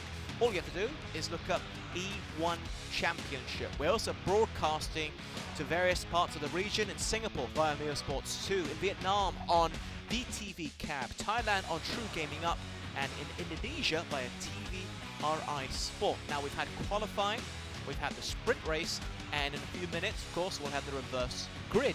So before we cut to anything, here's a little recap of what happened early on alongside Des and Amma. Start of the race, Mohammed Ibrahim on pole position, but very, very quickly off pole position. Something dreadful happened to him. He's in P3 by then, so Nakib's already got past him, Ammo. Yes, indeed, and you can see there, Banky actually got taken out by Ibrahim. So Ibrahim actually got away pretty much unscathed, as you can see the rest of the field there in a bit of a chock-a-blocks at the back, while the drivers who went away scot-free were in their own race. Good battle between Inigo Anton in the black and Kalen Chin, the young Aussie out of Singapore. A lovely little switchback on the chicane by Inigo Anton, but Kalen would eventually have the last lap coming in P2 and P3. Yep, as you can see, this was not the move that got him the 3rd place, but it was, no, in fact it is. It was actually a brilliant move around the outside. Quite brave to hold on to it, as this is where also things unravel for Tasbi. He dropped like a stone from what was a safe podium position. It certainly was. We'd been mentioning Mohammed Tasbi, so Kalen Chin benefiting. Mohammed Ibrahim, after that bad start where he crashed and dropped down as low as P7, he got himself back up into P4, was unable though to get onto the podium because these two, Nakib and Nabil Aslan, they raced away with it. 25 points for Nakib. Fastest lap for Nabil, the Sem9 team, who had connectivity problems in round 1 last week. Certainly no connectivity problems this week. And for Southeast Asia, Kalen Chin, Mohammed Ibrahim out of India for Mumbai Falcons, Inigo Anton, showing the Europeans that last week, Europeans, you've got racers this week. It's great to see. Absolutely, and the best of the Europeans for that matter was Banky himself, after getting taken out by Ibrahim retrospectively, managed to get him up to P6 in front of Reyes, Masvilton, Perwin, and a rather miffed, we can simply say, Stefanko in P10. Certainly can. The overall results after this, we've got Nakib Aslan after his qualification in P4. He picks up 29 points for race number 1 in qualification. Nabil on 23, Ibrahim on 18. I'm just trying to see Stefanko, just 8 points. You know what? His place at the top of the leaderboard is in real jeopardy. What a sprint race. It is less than 2 minutes till the reverse grid, less than a minute now. Alex, just a really quick question. We finally saw what happened at the start of the race. Mohammed Ibrahim. Be quite interesting to see what Mumbai Falcons say about that, because there was contact to the 2 teammates, and if it was Ibrahim's fault, they're not going to protest it, are they? Because it's between 2 teammates, and of course Ibrahim's got 5 points already, so they can't afford any more penalties. Anyway, no time, they got to regroup. Race 2 starts now. Okay, let's pass you straight back over to Ammo and Des for the reverse grid. It is a reverse grid race that we have got for you for race number 2. That means those who did particularly well start a lot further down. And on this congested Assen circuit, Amo, that's a problem or two. Yeah, in fact, we saw just now how you'd really have to send one on the inside to make it possible at turn 1, and the rest you had to really play, you know, who blinks first, playing chicken with the other driver, going around the outside with DRS. That's the only way possible to actually overtake. So really then, one-way traffic for most of the circuit, but the bravest of the brave are the ones that rise to the top. Indeed. Jack Keithley, he's a guy who we didn't mention in the highlights because he was out of the race very, very early on. He'll be hoping that he has a good start and can pick up some useful points in race number 2. We've got about 45 seconds. What went wrong for Williams? I think it was that first corner melee. In fact, no, it wasn't first corner per se, it was the first light melee at turn 5 that really unraveled the race. Stefanko came out relatively unscathed that time, but he just really got blocked by the rest of the other drivers who were recovering from their spins, while Keithley maybe got shafted the worst out of that, requiring a pit stop and really just wrecked his race. But even qualification didn't go well for them. Right, race number 2. We are 20 seconds away from the start of race number 2. Looking forward to this one. Amo Hazik alongside myself, Des Corkill, in the commentary box for you. We're looking around the TT Circuit at Assen. We are 8 seconds away from the start. Williams and the other Europeans have got an awful lot to catch up on. 30-minute race. When the red lights go off, we will be underway. Martin Stefanko is the man who is on pole position. So it's a long hold. Stefanko gets off to a slowish start, and Josh Perwin has made a move. Masvilton has also made a move, and there's more contact behind. Again, Mohammed Ibrahim, as 2 racers go flying off on the outside. Mohammed Ibrahim, he was involved as well, but Martin Stefanko, he's got himself into P2. It's Jin Masvilton, though, for Team Flash, who's got himself into P1 Ammo. Well, Jin actually punched his way through between Josh Perwin and Stefanko to take the lead of the race into turn 1. So that was the start that he really wanted, an absolutely dream start. Now, can he hold on to it? That's going to be for the rest of the race to unravel. As further behind, we saw just now, there was somebody spinning. Nakib gets knocked off into the gravel. So that's one guy punting him off. It looked like Julian Kunze, I think. Kunze's punted him off. The rest of the field there streamed by. Look, no front wing. That actually is a front wing off Nakib's wagon. Nakib Aslan is in big, big trouble. There is a scheduled pit stop, but he is going to have to go in very, very early. His whole race strategy goes out. You look at him bottom right, the race winner in race number 1. You've just got to stay out of trouble. It's such a congested circuit, particularly, as you called it, corner 1 and 2 and the chicane at the end of lap number 1, which is just where we've gone past now. But Nakib Aslan in big trouble. Masvilton loses the lead to Martin Stefanko. Williams are back playing hard. Yes, but Masvilton then tries to play even harder. He switches back onto the inside. This is what the circuit was designed for MotoGP, to have multiple overtakes in a few corners. They're still on it. They're still side by side coming out of turn 5. And now, who's going to be the bravest into the chicane? Is it Masvilton or is it Stefanko? We can't really tell, Des, until they come to that. Here comes the chicane, and Masvilton has to hold back then. Stefanko then regains the lead. Masvilton did indeed hold back. I think that was a pretty sensible move because Bence Banki is waiting right behind them. So Banki is currently in P3. Now then, we didn't mention Jack Keithley an awful lot in race number 1 because he wasn't anywhere to be seen. He's made a steady start. He's got himself in P4, but he's about a second and a half, a second and 3/4 down on a podium place. Yeah, he's going to have to actually buck it up here for this second race because no points in that first race, of course, for him. Even when he went onto the soft tires to get that fastest lap, it didn't really work out for him. So really then, this second race is the only opportunity that he has in this round to gain back some points. Okay, there's a battle going on in the battle for P7. Presley Martono has just got the better of Julian Kunze, as Nabil Aslan is also there as well. Good use of DRS, the Apex Racing Academy Brunei racer. Kunze has dropped down from P6 to P8. And Presley Martono, who did really well last week for JMX Phantom, he's got himself up into P6.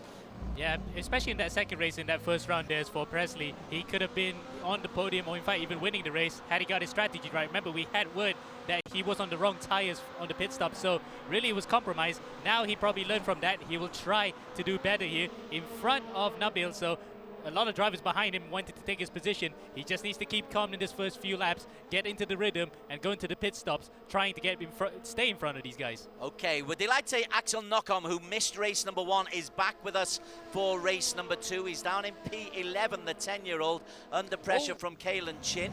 Kalen Chin is right there. Mohammed Ibrahim is behind them. Ibrahim has had a tough old time, but Axel Knockham, we keep mentioning, he's only 10 years of age. You're looking in bottom left of your screen. He's up against some genuine international quality races. And including the likes of Kalen Chin, the Singaporean-based Australian, right behind him there. He's going to try to get him on the chicane. Oh, that's quite close. He's got the rear wing touch. But now, I think Knockham might just have the DRS because he crossed the line right behind Kalen. So Kalen quite aggressive there to get by. So battle of the young guns, 10 and 15-year-olds respectively. And that was quite a spectacle to watch in itself. Back, that's P10. I can tell you, up at the front, Martin Stefanko. We'll return back to this. Martin Stefanko is showing us that he's really not happy with how he did in race number 1, because he's got a 1.6 second lead over Jin Masvilton, and it's a 3-second lead over Ben Spanky in P3. He's not hanging back, Dex. He knows full well that that first race was going to be, you know, something that motivates him, because that was really disappointing how he got caught up in that melee, and now he just wants to actually get back on even terms with the rest of the contingent who are trying to steal away his first place in the Drivers' Championship. Coming out to some back markers now, so that's interesting. That might just be a sign of things to come, because when the pit stops are shuffling about, it's about 30 seconds in the pit lane here, that will actually bring them into traffic like we see right now. That's one of the TX3 guys, gets out of the way sensibly, and look at that, no histrionics whatsoever, but it might not be the same case for the other drivers. Okay, let's have a look at Jack Keithley. Keithley is up on the tail of Ben Spanky, looking much better for Williams. They look far more in control. They learned a lot of lessons in the sprint 15-minute race, and now in this longer 30-minute race, they're in P1 and P4 of Williams Esports. And we can go to P8 right now, because I think I just saw an overtake from Emily Jones on Julian Kunze. So she got one over him. That was actually a move that we sadly missed on, but we did see, as you can see now, up to P8 in this reverse grid race. Well, she is actually quite competitive, isn't she, Des? Absolutely. Emily Jones has a little look in the rear mirror to see what pressure she is going to come under. She's got Presley Martono 2 seconds ahead of her, but her focus very much on Julian Kunze, the German. Won't be liking being in P9, but I tell you what, there's 3 drivers. This is going to be very competitive. There's a train of 4 here. Let's go to the tail of that train of 4. Mohammed Ibrahim, he's got Kalen Chin, Julian Kunze and Emily Jones in front of him. There's going to be some racing going on amongst this 4.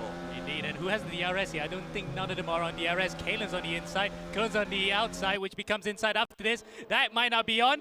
That is actually quite brave for all 3 of them to go side by side here. Kalen around the outside again through turn number 17. That's his favorite spot. A very sweet 17 corner as well, and he takes 9th place, but it's not over yet. The other 2 behind him have DRS. Julian Kunze, oh, look at that. They are 3 abreast, and there's a lot of contact there. And it was Kunze who was moved out by Kalen Chin and Mohammed Ibrahim. Ibrahim, you've got to love his aggression.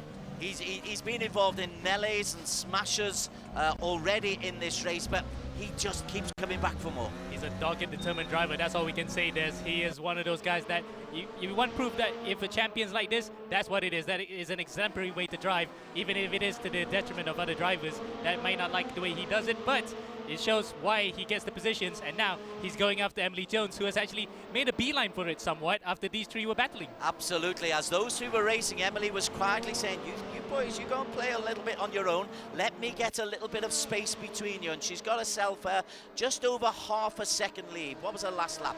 A 1:14.822. So not really hot pace from Emily Jones, but she has got herself into P8. Good battle in P6. Nabil Aslan under pressure from Presley Martono. Oh, this should be a good battle. In fact, I think Nabil, sorry, Nakib, yeah, it was Nabil, having gotten by Presley. Now Presley wants to get back into the rear of him, but he's got DRS, so there's every opportunity he could try any one of the straights here to get by him. Nabil holding on. Nabil a P2 in race number 1. Nakib Aslan, who won race number 1, he's down in P14, so he's having a tough old time of it today. Martin Stefanko leading by a country mile. He has got most of the Netherlands to play with. 5 seconds his lead ahead of Jin Masvilton. Banky in P3. Let's go up to P3. Ben Spanky, look at this. He's got Keithley and Tasby for company. Wow, this is going to be a real fun one, isn't it? A DRS train might be forming, and it might just be another three-way battle through that turn 16, 17 complex, where it's not really on even in a bike, let alone in cars. There is the Williams on the outside. Keithley gets it through on Banky, and Tasby as well in turn would like to get one on the inside at the final chicane. Yes, he does. Yeah, Keithley goes through to 3, Tasby 4, Banky 5. There's a back marker who's in the way then. That's one of the Neg. It's one of the TX3 cars, isn't it? Yeah, it's behind Neg, I think. Behind Neg. More problems, but Keithley has got himself ahead of Neg and up into P3. So it's Williams 1 and 3. Jinmas Vilton is the meet in a rather wide sandwich. Yeah, we can say Frankfurter, but that's not exactly Dutch, isn't it?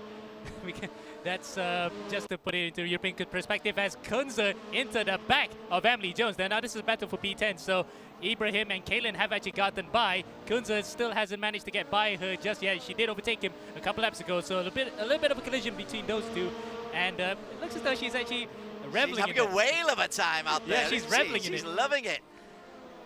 Come on, Julian, she says. Let's see, give me your best shot. P10, but she has lost out to Mohammed Ibrahim and Kaylin Chin. Again, let's go back to Martin Stefanko. This is a drive. He's roasting everybody else. He's not got the fastest lap. That's Jack Keithley, a 1:11.5. But he's lapping inside 112s. Nobody else is getting that regular kind of pace. Yeah, he's been ultra consistent because he's got no one to actually really deal with. He has the road himself. Between himself and the road in front, he can just manage himself and be in that steady pace before coming to the pits. And he might just want to try to time his pit stop before getting involved with the rest of the field, like what happens here between the battle between P3 and P4. Yeah, this is the battle for P3. Jack Keithley under pressure for Mohammed Tasby. Tasby, I think, has got DRS on Keithley. Keithley looks a little bit tense, bottom left of your screen. Tasby looking very cool, calm and calculating. Is he about to make a move here? There aren't many overtaking opportunities. That's the problem for Tasby. You've just got to bide your time and, strangely, be patient on such a fast circuit. Yeah, in fact, you're going so fast, you feel like you just want to get up to the back of somebody. But, again, the patience can be a virtue here, especially with such a one-line circuit. You got to make your opportunities count. And when you're in the DRS zone, that's when you can really take it. But you still have to pace yourself. You do not want to crash when you're on the DRS button to overtake somebody. I want to talk about race strategies. Everybody is on medium compounds except Naki Baslam. He's on hard compound tyres. So he's way down in P14. He's 30 seconds off the pace. He seems out of it, but the hard compound strategy might pay off because he'll be able to go onto softs. Yeah, in fact, that could bring him all the way close to the last quarter of the race and just go onto the soft tires. So 2 times tire wear may not be that bad. Oh, having said that, there's a big opposite lock moment there. I think he just had to get out of the way for one of the race leaders. Mohammed Zikri, I think it was, going through. Or no, it was Jim Masvilton. Yeah, it is Masvilton. So Masvilton, so he's a lap down, but it is a very, very quick lap. Let's see what happens right then. Where do we begin to look at pit stop strategies? We are approaching the midway point. Will anybody dare to come in before halfway? Well, you want to go for the vanilla strategy, as anyone would be, expected to do so. It'll be about the halfway point, about 15 minutes to go. But since tire wear may not be such an issue, despite being ×2, we might see them actually go close to where the 20th minute mark. 10 minutes left to go, we might see a flurry of pit stops happening. Martin Stefanko has a lead.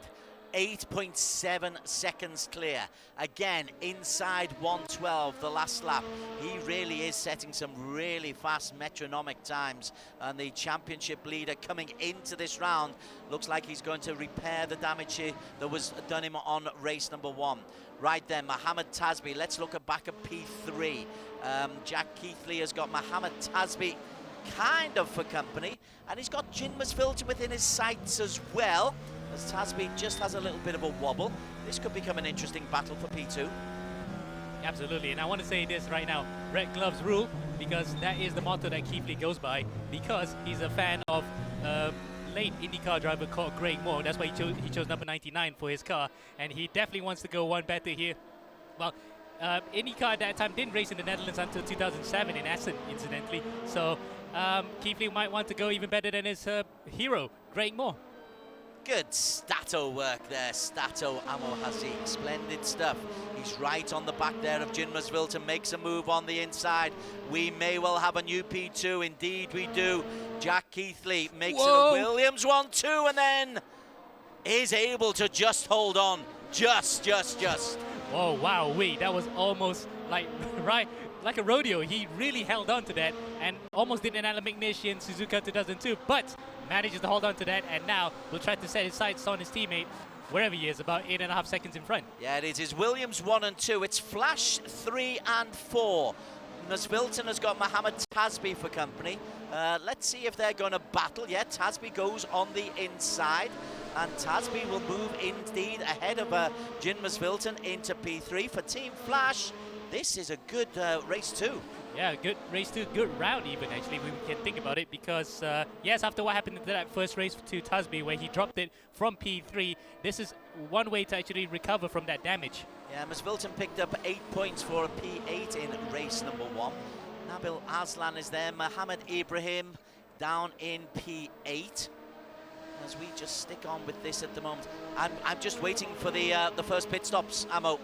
And we are now at the halfway mark, or 30 seconds away from it. And this is where it could get very interesting. You've got to be really quick in, really quick out. Will anyone gamble for soft tyres? That might be a tough one, isn't it, Des? I think if you want to go for softs, you want to actually go for the fastest lap. But if you are really thinking of trying for a championship and for this race, it might be mediums. So, yeah, no pit stops just about yet. We're at the halfway point, but at the moment at least, I think they're going to go for that target I did say earlier, which is around 10 minutes left to go, unless, of course, you are Ben Spanky, who pits in at the halfway mark. Yeah, first pit stop is Ben Spanky. So this is the first of many. Yeah, he's followed in by 1, 2, 3. Banky is in. Emily Jones is in. Axel Knockham is in. It's a quick pit stop for Banky. So Stefanko, he stayed out. Let's just have a look at Ben Spanky, as Stefanko is by a long, long way the race win. Really would be a surprise if Stefanko doesn't take his second victory of the season. Yeah, that'll be the first repeat winner. In fact, he is in now, so that's just beyond the halfway point. Drive-through penalty for Julian Kunze. So speeding in the pit lane, he did suffer that in that first round. Now he's actually incurred that in the second as well, Des. Indeed he has. So the Apex Racing Academy, a bit more teaching to do there. Drive-through penalty for him. I'm really fascinated about Nakib Aslam. Hard compound. Axel Knockham is on hard compound now, but Nakib has stayed out. So while everybody else is going in, we're looking at Emily Jones for some reason. I really want to focus on Nakib just to see what his strategy is. There he is, staying out there. He's a long way down, Amo. Is it too far down to actually get, I don't know, top 5? I think it might be a long way even to get close to even to the top 10 at the moment, because it's about 54 seconds between himself and first place, while in 10th right now is Emily Jones. It's 20 plus seconds, and we have to take into account Nakib still hasn't pitted yet. Exactly, that's my point, that's my point. Kalen Chin, he's the new race leader. Has he been in? Clearly not. He's making these medium compounds last just as much as he possibly can. Had a podium in race number 1, the Black Arts Racing young Aussie. And is looking pretty solid. His lead is over Stefanko, 7 seconds. But Stefanko has pitted, Kalen Chin hasn't. Yeah, so Stefanko's leading the way in terms of drivers who have pitted in front of Banky. So that's the net race lead for Stefanko, unless, of course, Kalen has an absolutely blinding last sector to come into his in-lap, which I highly doubt it, because Stefanko's only about 7 seconds behind him anyway. So where's he going to drop in relation to that? We'll have to wait and see until he comes out of the pits. So there is Kalen Chin going into the pits. Our new race leader, or our renewed race leader, is Martin Stefanko for Williams Esports. Ahead of Ben Spanky, ahead of Jack Keithley. That's going to be a fascinating one. So Stefanko, as we come into the final 12.5 minutes, this is his race to lose, round number 2 of the season. Behind him, Ben Spanky is in 2. What about Jack Keithley? Jack Keithley is the man in P3. So where did Keithley lose his time on Ben Spanky? I think it's probably to the outlap, because Banky actually had, also the fact that Banky was the first to pit, so he has fresh tyres initially to push, and his outlap was enough to get him in front of Keithley, but Keithley was third before the pit stops anyway, so really the net loss was probably due to pitting a bit later on more worn tires. So right now, his best finishing position at the moment, at least, is P3 to defend from a fast-charging Mohammed Tasbi. There is Keithley, P3, Williams Esports. Ben Spanky is 6 seconds clear of him, and Keithley himself is 3 seconds clear, pushing the limits there of Mohammed Tasbi. Actually, the battle for P5, Nabil and Jin Masvilton. Nabil Aslan for Sem 9, podium in race number 1.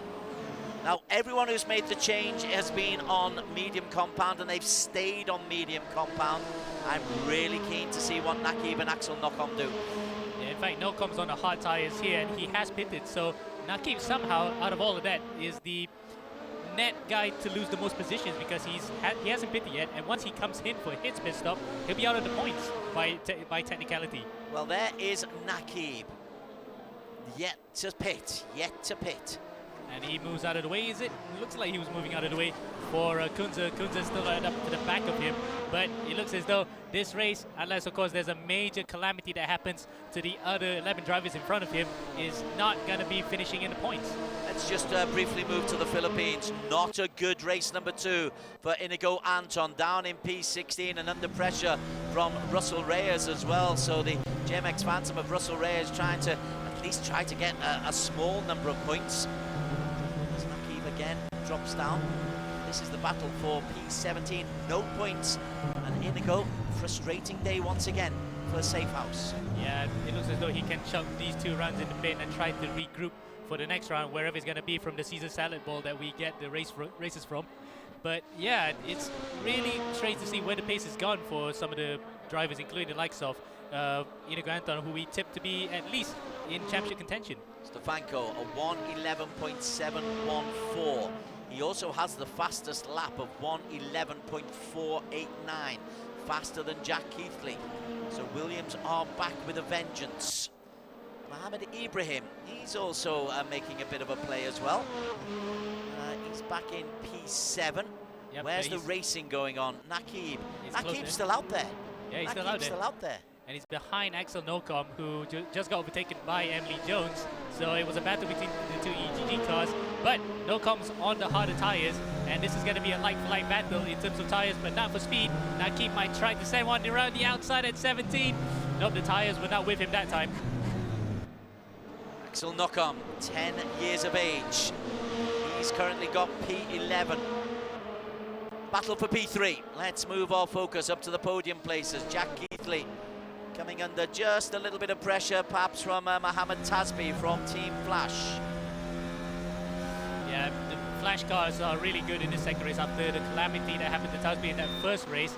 Looks as though P3 is on the cards again for the Singaporean, coming out to the back of the Brits from Ipswich. He just has to hold on here for the next 9 minutes to hold on and try to recover what has been, we can safely say, was a disastrous round for him. It was a disastrous first round for him. As for Tasbi, it could have been so much better.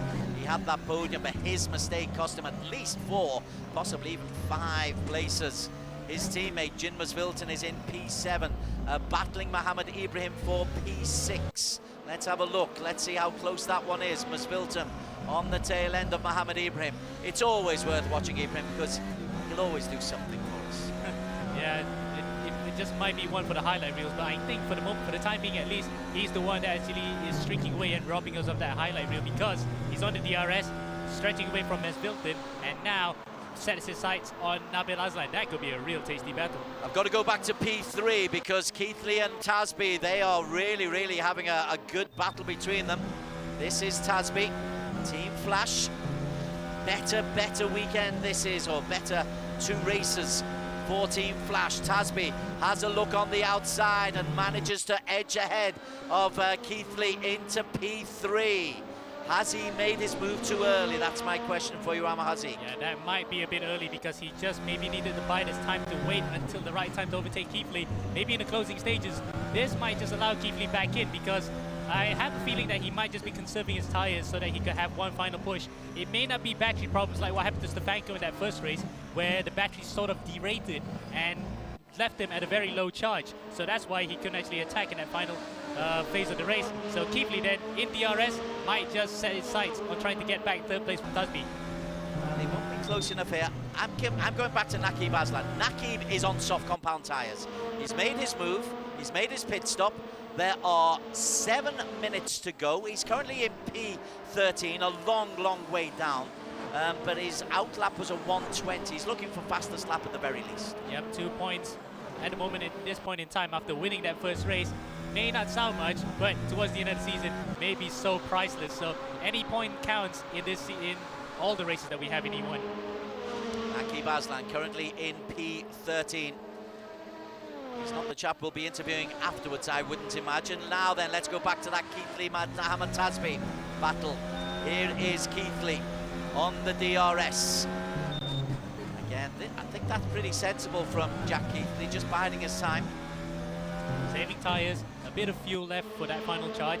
He's just actually allowing Tasby to ruin his own set of tyres to push and defend from Keithley here. So he might just be doing that to prevent any sort of degradation on those tyres. Remember, it is ×2. It is a bit of deg, not so much. He just wants to conserve it enough so that he can go for that. Round 2 of the E1 Championship 2022. We're on board with Jack Keithley, P4 at the moment. And Keithley is closing in once again on the tail end of Mohammed Tasby. I can't see any way he's going to try and overtake him at the moment, Des. He just probably, again, we did say he's biding his time. He is losing a bit of ground here to Tasby. Tasby manages to pull away despite not having the RS, but he might come under pressure here coming to that final corner. The chicane, which has seen so much action over the years, including the likes of Colin Edwards and Nicky Hayden in 2006. As you can see there, Keithley makes his move onto the inside and takes it away. But that might be too soon because Tasby now has the RS. All the while then, it's also inviting Nabil Aslan into play. That's Naqib in between them.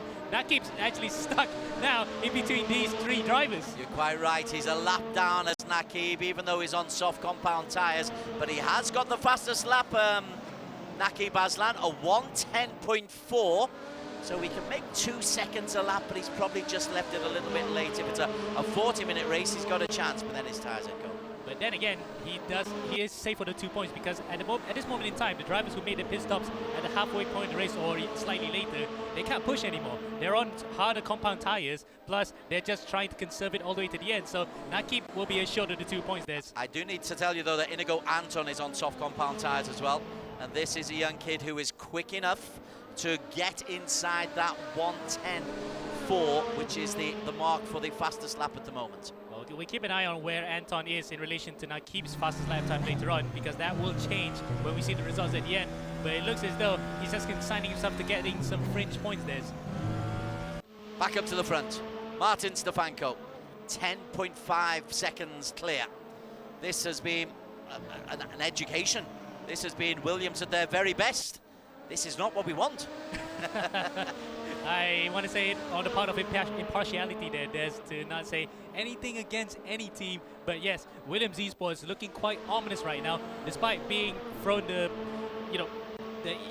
bad hand at that first race where they couldn't make any use of it. They're now trying to get by in the second as Tasby. Oh, it's a hit! It's a big hit there. Tasby sent into the wall by Jack Keithley, and that is definitely going to be a steward's inquiry after this, Des. So Mohammed Tasby for the 2nd race in a row loses really a big number of points. He's back on the circuit, but he's back on in P8 and will come under pressure from Presley Martono. Jack Keithley for now into P3. Yeah, but he's still got Nabil Aslan to worry about. In fact, Nabil is only about a second behind, and I think Nabil has gotten by. Yes, he has gotten by his brother Naqib, so he's free to charge here to get up to P3, and what a good double podium he will be getting in this round. That will put him right up in the top 10. He does need to get just a little bit closer. We are inside 2:45. There is this lap completed.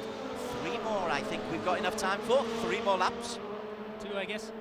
Right, it's okay, 3 tops, we can safely say is. So Nabil then has every opportunity here to get up to the back of Jack Keithley, who might be a bit compromised here after that collision with Tasby.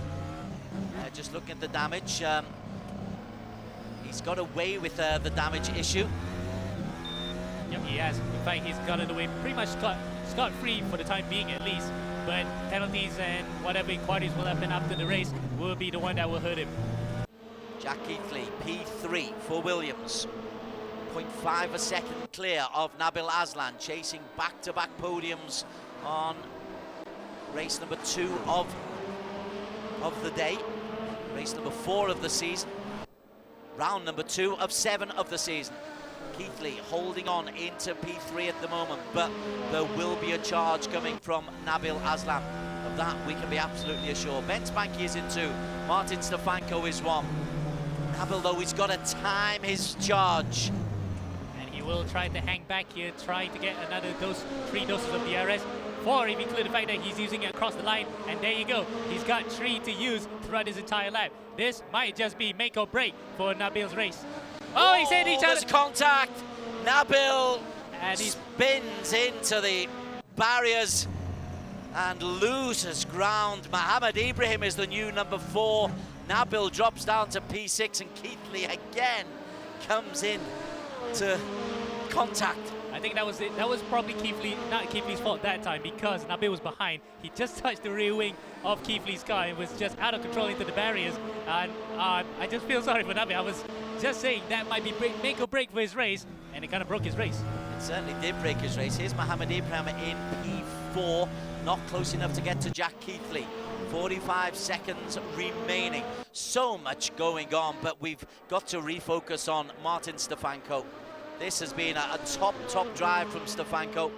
This coming into the final lap. And the lead, 11.5 seconds from Ben Spanky. A serene outing here in Assen. He was just wishing this race happened in the first race as well, to be honest. But he's not going to complain about it now, because most of his championship rivals are right behind him. And I think at this rate, he will still be in the lead of the championship come the end of round 2, Des. Yeah, it's certainly looking that way. Williams Esports making a mark, but they know that the Southeast Asians are here to catch them. And the South Asians with Mohammed Ibrahim, the defending champion, in P4. Oh, there's a car off there. That might be Axel Nocom. Yes, it is. Nocom has actually whacked it into the barriers, I think. So that's a real shame to end his race into the kitty litter. But we're watching Stefanko now, showing us an absolute exhibition of a race. Controlled it from start to finish, Des. Yeah, here is Martin Stefanko coming home for his 2nd race win of the season. Both of them on race number 2. And the Czech racer marking the cards of just about everybody. Martin Stefanko serenely crosses the line. 12 seconds clear. The battle for P2 isn't so much a battle. Ben Spanky will take P2. And Jack Keithley will come home in P3. Spanky goes over the line. There is Keithley ahead of Mohammed Ibrahim in P4. Masvilton has to be content in P5. But this is the story really for Williams, proving that, yeah, there is going to be a battle this year, but these are still the team to beat. Yep, they have actually dusted themselves off after what was a tough first race. Now they came back fighting in the second one, with Stefanko winning for his 2nd time this season. Banky then a bit anonymous in 2nd place, but he'll take a good result any day, and that will solidify his championship chances. 3rd place, Jack Keithley, protecting the European Union of sorts in 3rd place, swatting away all the Asian attacks to stay in 3rd, but pending, of course, post-race penalties. Indeed. Naqib Aslan did pick up the fastest lap. He got himself a 1:10.4. Russell Reyes gave it a go. He got a 1:10.7 on soft compounds. Inigo Anton had a day to remember. Defending champion Mohammed Ibrahim gave us lots for the highlight reel for the Mumbai Falcons, and a P4 as well. Here's confirmation of the race results. Stefanko, Banky, Keithley subject to an inquiry, we suspect. Ibrahim, Masvilton, Kalen Ching, good day for Kalen Chin and Black Arts Racing. Martono's JMX Phantom in 7. Gunter for Apex Racing Academy. Brunei in 8 ahead of Naqib in P9. Sorry, Nabil in P9. Emily Jones picks up a top 10 and gets a high 5 from Amo Haziq. Also in the points, Axel Nocom, Naqib, Neg, Mohammed Zikri and Mohammed Tasbi. Many thanks there, Des and Amo. Wow. Particularly the finish for that. The first name I'm going to mention, though, has to be Keithley. Is he in trouble? Oh, we'll have to look at it. Let's see if anyone protests, and then we'll have to look at different camera angles. Definitely not that incident with Nabil. No, that was Nabil's fault, for sure, that put Nabil into the barriers. Thankfully, nothing happened to Keithley. But the one with Tasman, we came to it a bit late, so we don't know if there was a change of direction down the straights. Anyway, we'll see what happens after that. But what a race by Stefanko. I just wanted to say it. He bounced back in style. Yeah, really bounced back in style. Championship leader. That's exactly what he needed after a poor race one. Actually, we should hear from him. Yeah, no time like the present. Martin Stefanko, can you hear us, sir? Yes, I can hear you guys. Hey, congratulations. Second race win for the season for you. And a good way to bounce back after, I presume, you're disappointed from qualifying and also in race one. Yeah, I mean, qualifying was okay. I mean, it was almost the best I could do. There was a lot of trouble with the battery, with the way it was set up. So it was a bit difficult to qualifying, but it was the best I could do. Then on lap 1, the guys ahead of me spun around. I had nowhere to go, so I had to stop the car because cars were all over the place. So I had nowhere to go. I had to stop.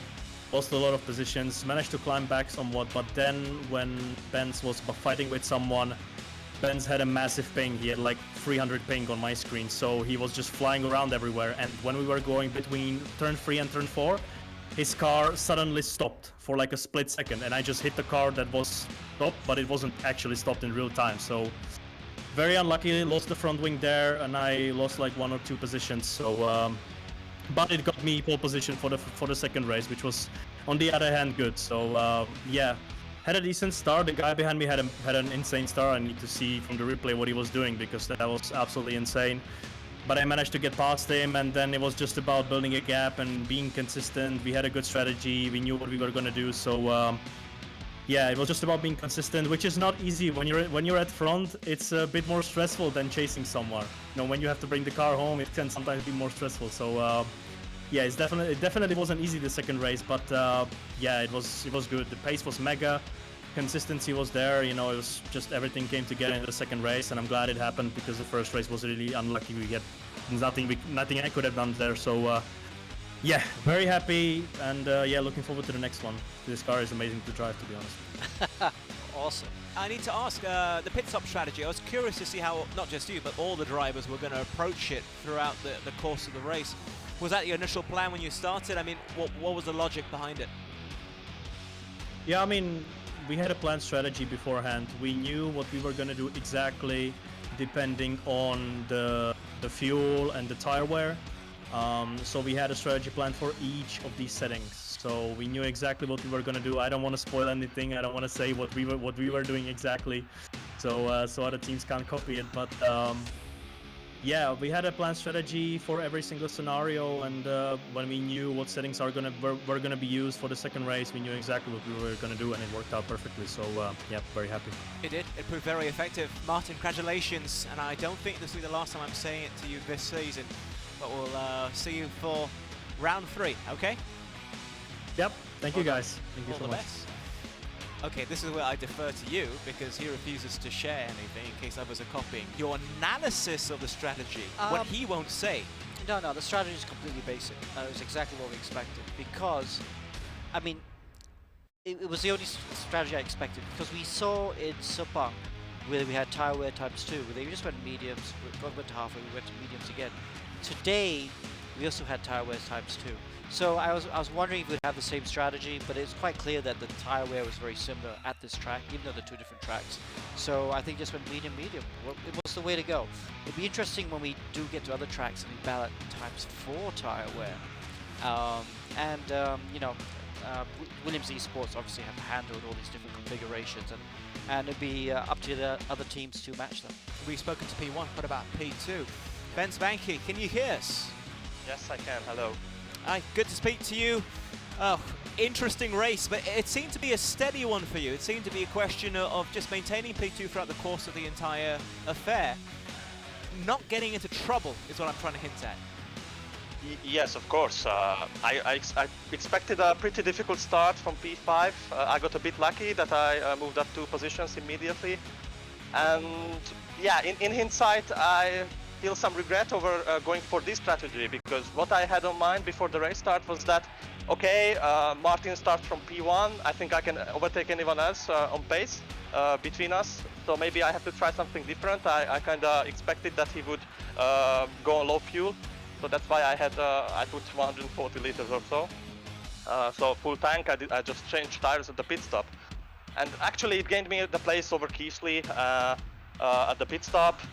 So it was a bit nerve-wraching, you know, when he passed me in the first stint. I knew that I would regain that position or many seconds at least at the pit stop, but I still had to drive cautiously and prepare for the pit stop.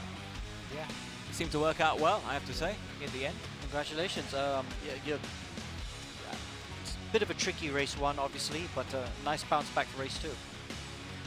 Yes, race one was a bit tricky, but stuff like that happens. And actually race two wasn't that easy as well, because I had to do some lift and coast near the end. I was a bit worried about the fuel, but eventually I saw the line. I took the checker line with P2, so that's great, I think. Okay, thank you very much there, Vets. We'll speak to you again, hopefully for round 3, okay? Thank you. All the best. Okay, we've had qualifying. We've had the sprint race, we've had the reverse grid. It has been an electrifying day of racing, to say the least. So we all need to collectively catch our breaths here in the studio, I think. Calm ourselves down. So we're going to go for a very, very quick commercial break. When we return, we'll recap everything that's happened throughout the course of the day, particularly from the reverse grid race, which we just witnessed, and of course all of the standings and other formalities. That's next year. Stay tuned.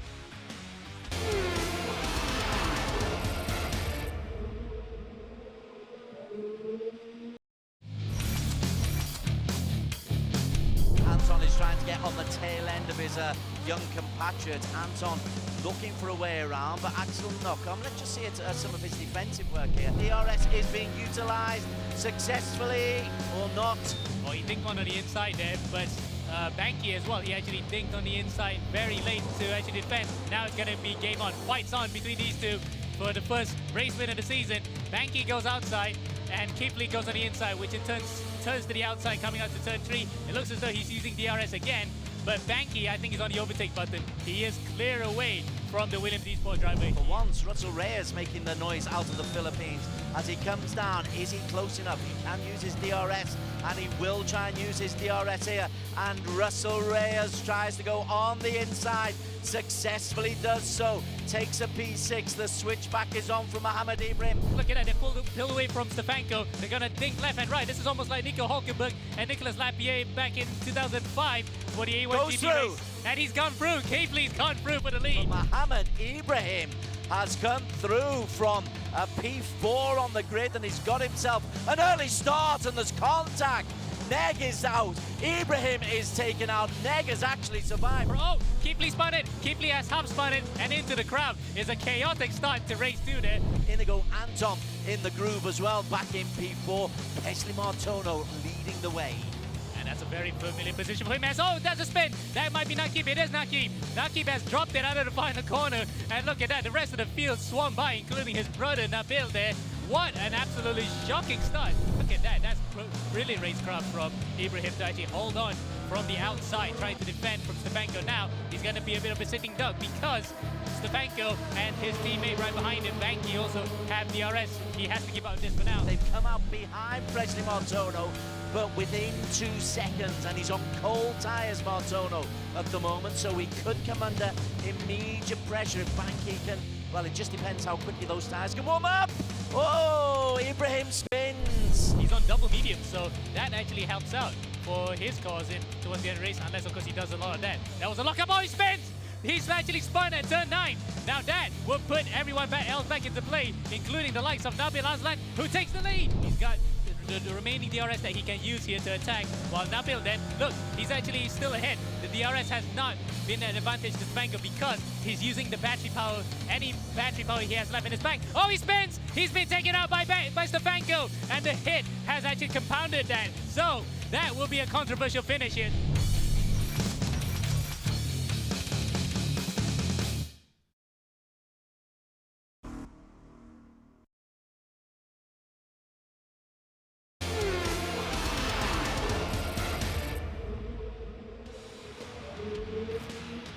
This is the E1 Championship 2022. It's round 2. My name's Adrian Carruthers. I'm alongside the racing director himself, Alex Young, and it's organised by Axel Sports, EGG and Astro, supported by MAM. That's the Motorsports Association of Malaysia, and Raceroom. We are broadcasting live on Arena plus Suka Also, we'll be streaming live on YouTube and Facebook for all the races as well. Just look up E1 Championship, and across the region, we're broadcasting in Singapore via Mio Sports 2, in Vietnam on VTV Cab, Thailand on True Gaming Up, and in Indonesia via TVRI Sport. Great to have everybody watching across the globe effectively, thanks to the power of streaming as well. Now, we've had a lot of drama today, and we've literally just wrapped up the reverse grid race, which was race 2 of the day. If you missed out, the highlights provided now, the commentary from Des and Amma.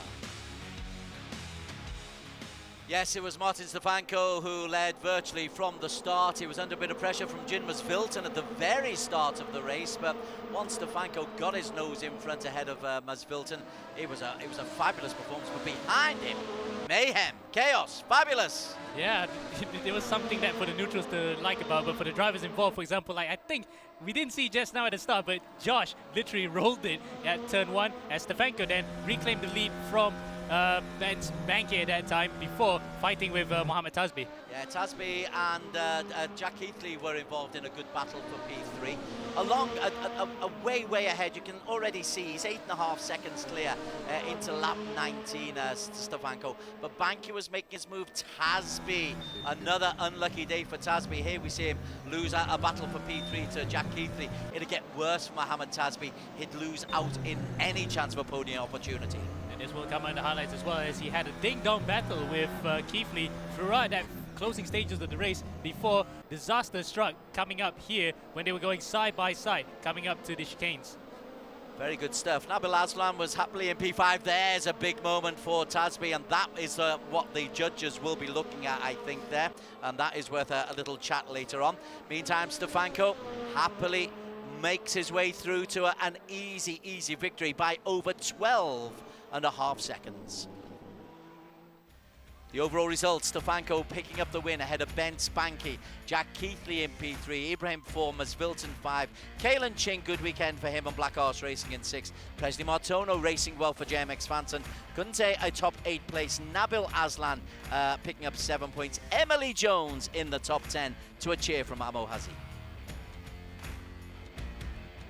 And for the overall result for this round, and surprise, despite a disastrous race too, Nakib Aslan actually was the top scorer in this particular round with 35 points, ahead of recovering Martin Stefanko, who will be loving that one to consolidate his championship lead in front of Banks Banky, equal on points in that one. Ibrahim 4th, and Nabi Aslan, despite a tough race too as well for both the Sam 9 boys, in 5th place. That's a better leaderboard, nice and tight.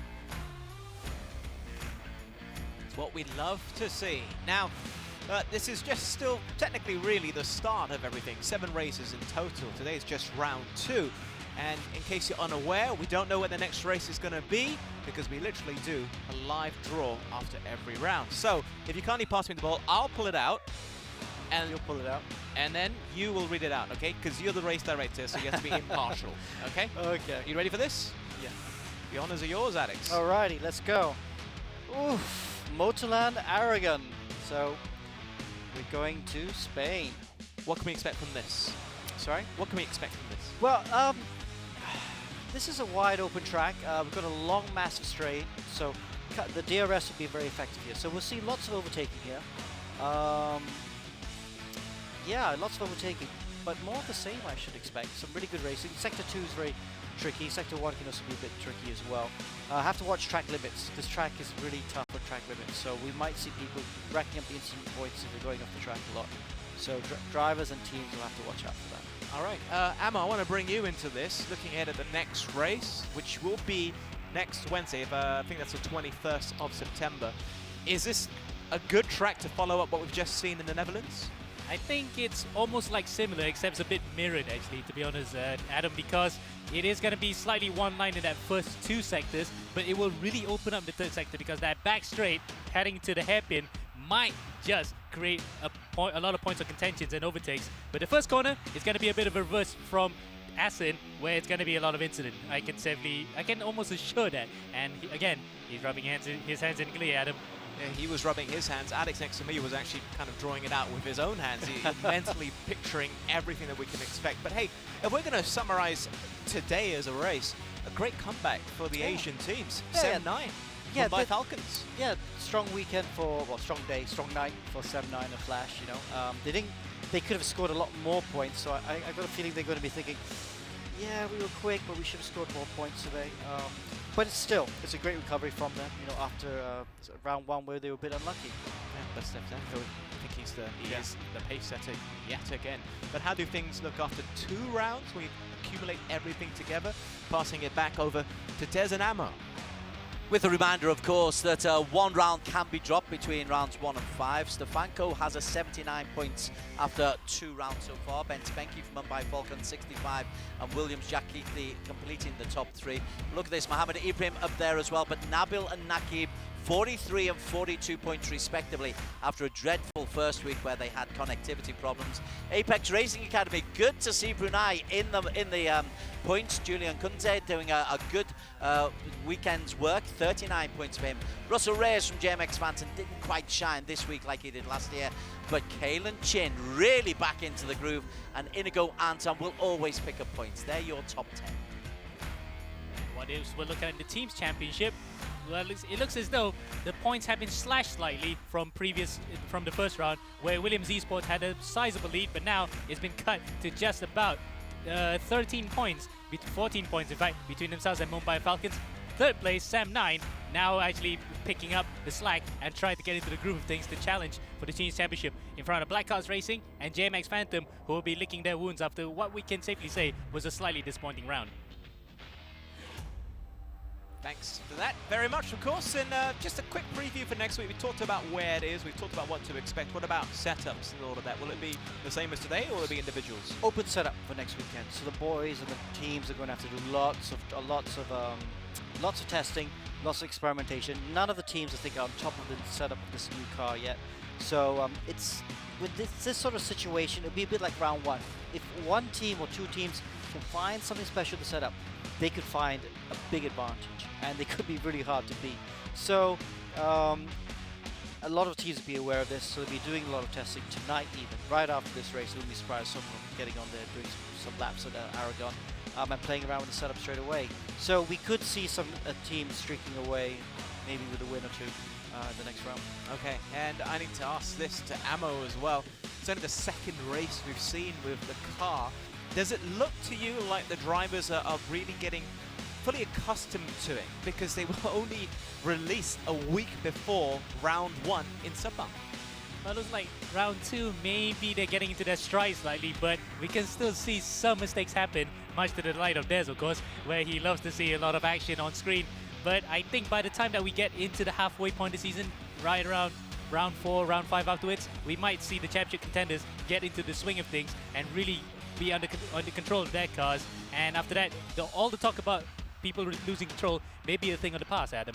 Okay, thank you very much there, Ammo. And I also want to say thanks to Des and yourself, Ammo, for running the commentary masterfully, as always. I also want to thank, of course, Alex Young, the race director, who's going to be probably up till very late going through any protests that might be had by some of the drivers and the teams.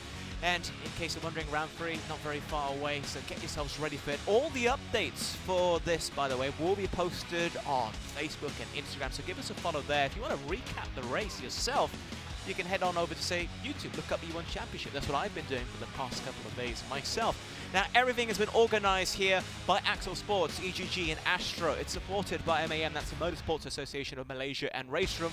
We have been live on Arena plus Suka, and of course, like the aforementioned, YouTube and Facebook. Plus, we broadcasted throughout the region in Singapore via Mio Sports 2, Vietnam on VTV Cab, Thailand on True Gaming Up, and in Indonesia via TBRI Sport. We want to thank you for joining us. We hope for round 3 you'll be there as well. Who will be coming out tops? The leader right at the summit has been Slash, and you really feel it's starting to heat up. My name's Adam Carruthers. Until next time.